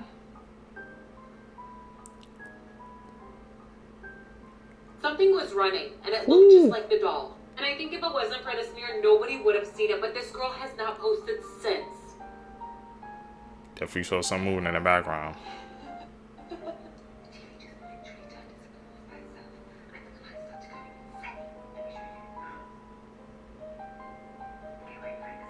Is that a doll or a kid?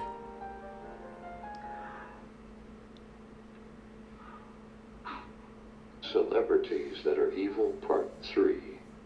Billie Eilish. Who's on this list, man?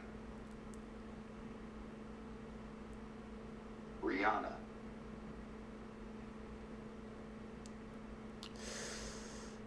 Taylor. Cardi B.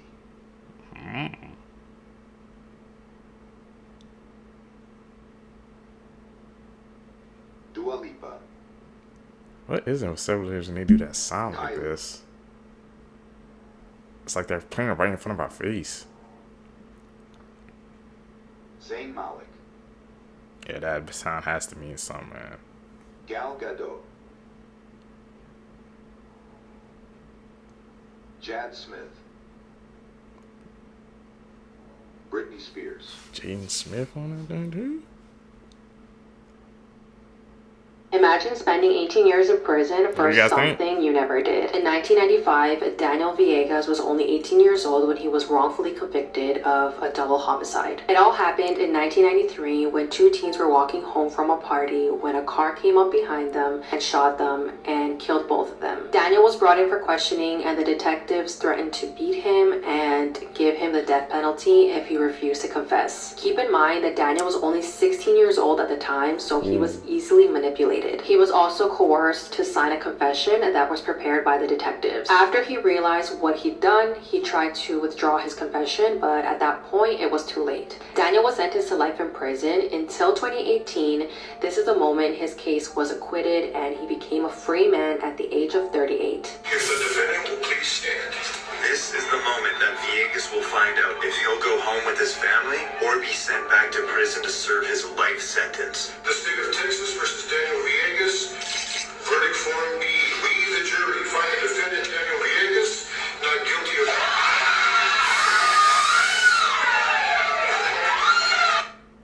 I got chills watching that video, man. Imagine you spend all that time for something you didn't do.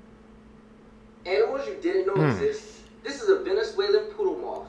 It was discovered in 2009. It is known for its cuddly, cute looks, and it looks kind of like a Pokemon.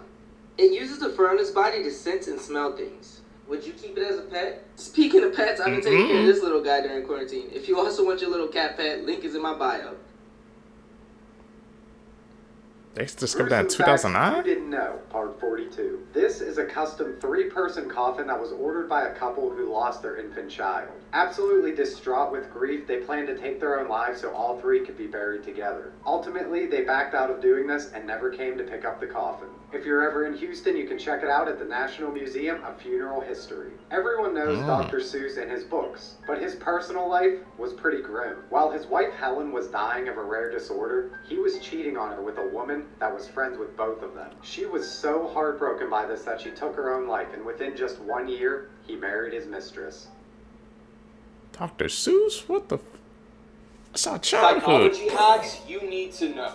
If someone is trying to make you decide something in a hurry, they're most likely giving you a bad deal, and you should just walk away. If a person is trying to intimidate you, stare at their forehead with a blank expression. This will psychologically make them self-conscious. Chewing gum when you're nervous really does help because your brain thinks, I'm eating, so I must not be in danger. If you want to know if someone is interested in what you're saying, cross your arms. If they cross their arms too, this is called mirroring, and it actually means they're interested in the conversation. If you need to remember to do something tomorrow, just put something in your room out of place. The next day, you'll see this item out of place, and you'll remember why you put it there. Finally, if two people are arguing, stand in between them and eat something. It'll help alleviate the tension.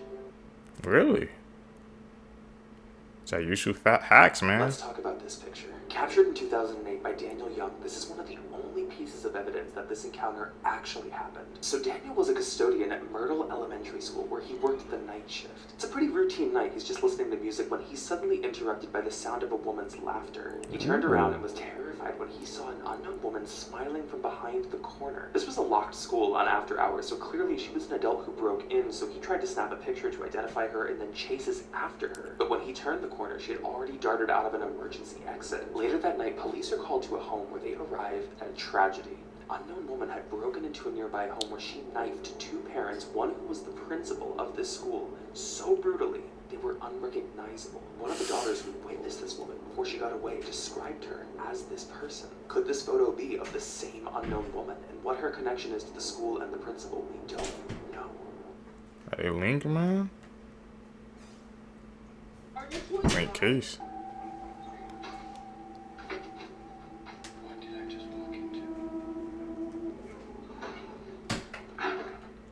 Toy Stories in real life.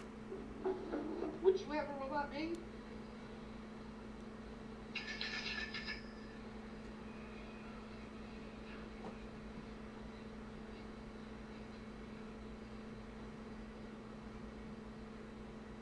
New fear unlocked. Mm-mm. Gotta be careful here. What do you got? Oh, he's trying to lure him in. Well, that puts an end to my tarpon fishing. Oh. Wow. Throw the rod and hit the jets. Get back.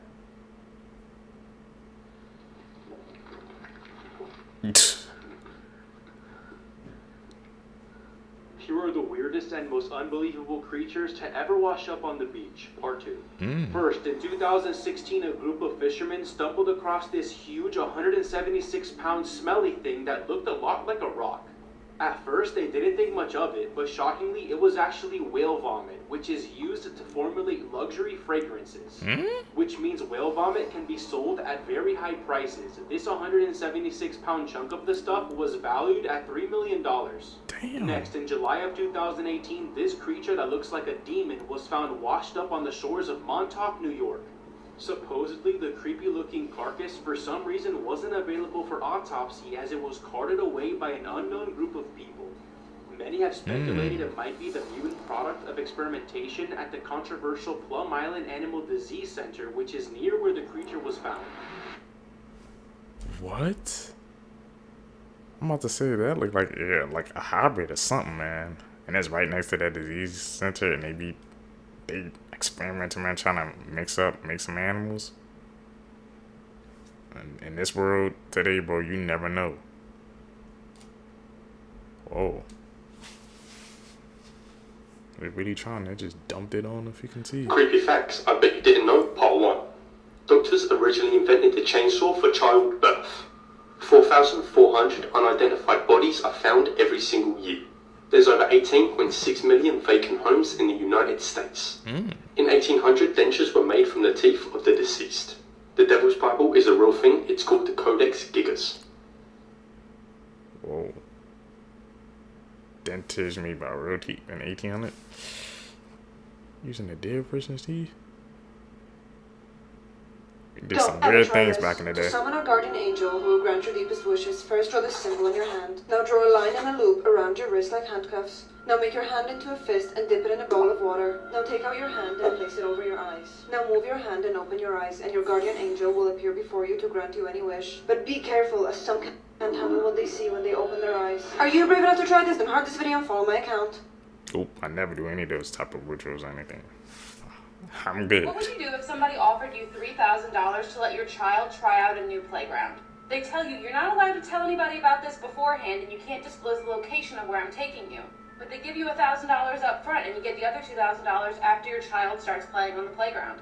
You see, this is a trap because the playground is designed in order to hurt as many young ones as possible, or even to unalive them. This is the story of Aaron Beauregard's playground. The story follows a bunch of lower income families that are tricked into doing this, and it's about all these young ones trying to survive the playground. It's obviously a horror novel, but I've heard a lot of people talking about it on TikTok recently, and I decided to pick it up. I've seen almost everyone unanimously agree that they can't get past page 40. I'm going to read the whole book, but I'll give you an update on here once I get to 40. So I'm on page 41 now. Would not recommend reading that while you're eating. I see why that page made some people stop reading, but not in the way that I thought it would be. I'm going to finish the book, though. This is the true story. Things people do for money. The Vatican has held the head of a possessed nun for over 300 years. In 1742, a nun named Josephine Rosenthal appeared pregnant. Josephine became frustrated when she claimed that she had not had relations with a man.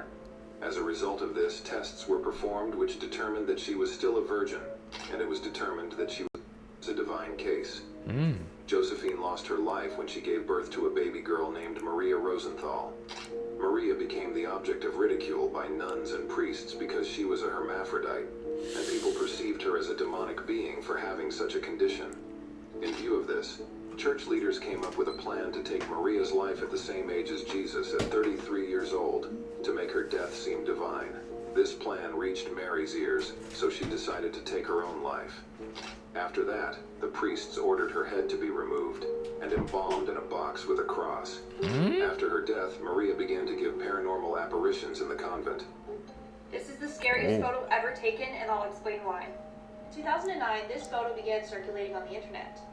No one knew where it came from or who uploaded it. This is the Cooper family. They took this photo after moving into their new home in Texas. But when they got the photo developed, something eerie appeared in the photo. This is the full photo.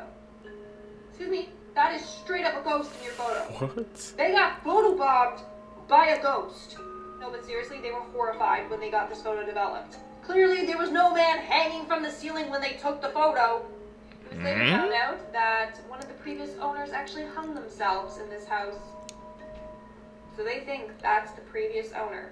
I can't even stare at it. This photo literally gives me the chills.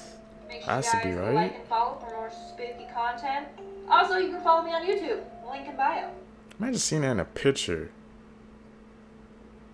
Don't ever speak to the shadow people. To speak to the shadow people, all you need to do is draw this symbol on a piece of paper. Now stand in a well-lit room where you can see your shadow on the floor in front of you. Now place the symbol directly on top of your shadow and say, "From the darkness I welcome you here," one time. You have now allowed the shadow entity into yourself. You can ask it any questions that you'd like. But be warned, the shadow people can make you incredibly lucky in life or completely ruin it. Are you brave enough to try this? Then heart this video and follow my account.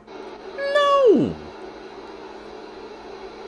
Is that a platypus? Platypus is probably the weirdest animal that exists on Earth. It's like a duck mixed with a beaver with an otter's feet. They're also a mammal that lays eggs, and they're venomous, which is also weird for a mammal. And the way their venom works is wild. It's found in their back legs, and basically they just kick you and drive their spurs into you, which injects the venom. And scientists pretty much know nothing about their venom. There's no cures to it. And get this, when they jump in water, their eyes and their ears shut down, so they're pretty much deaf and blind. But it's cool because they can connect to the electromagnetic field of any creature, so they can hunt creatures by detecting their electrical pulses. Call me crazy, but that's a superpower. They also have no teeth, so when they need to chew, they just throw rocks in their mouth to grind up their food. And I don't know where the food goes, because they also don't have a stomach. Oh, and they also don't have nipples, but they have milk. It just comes out of their armpits. Moral of the story, if you ever feel weird, like you're an oddball, just remember, the platypus exists. And as always, follow for more facts.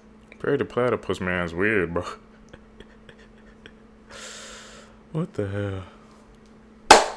seekers, if you guys made it with me to the end of the video, you're a true seeker seeking the truth. I greatly appreciate the support, man. Like I said, make sure you guys comment down below, like the video, follow me on all my social medias. You guys gonna catch you in the next one, man. I'm out. Peace, YouTube.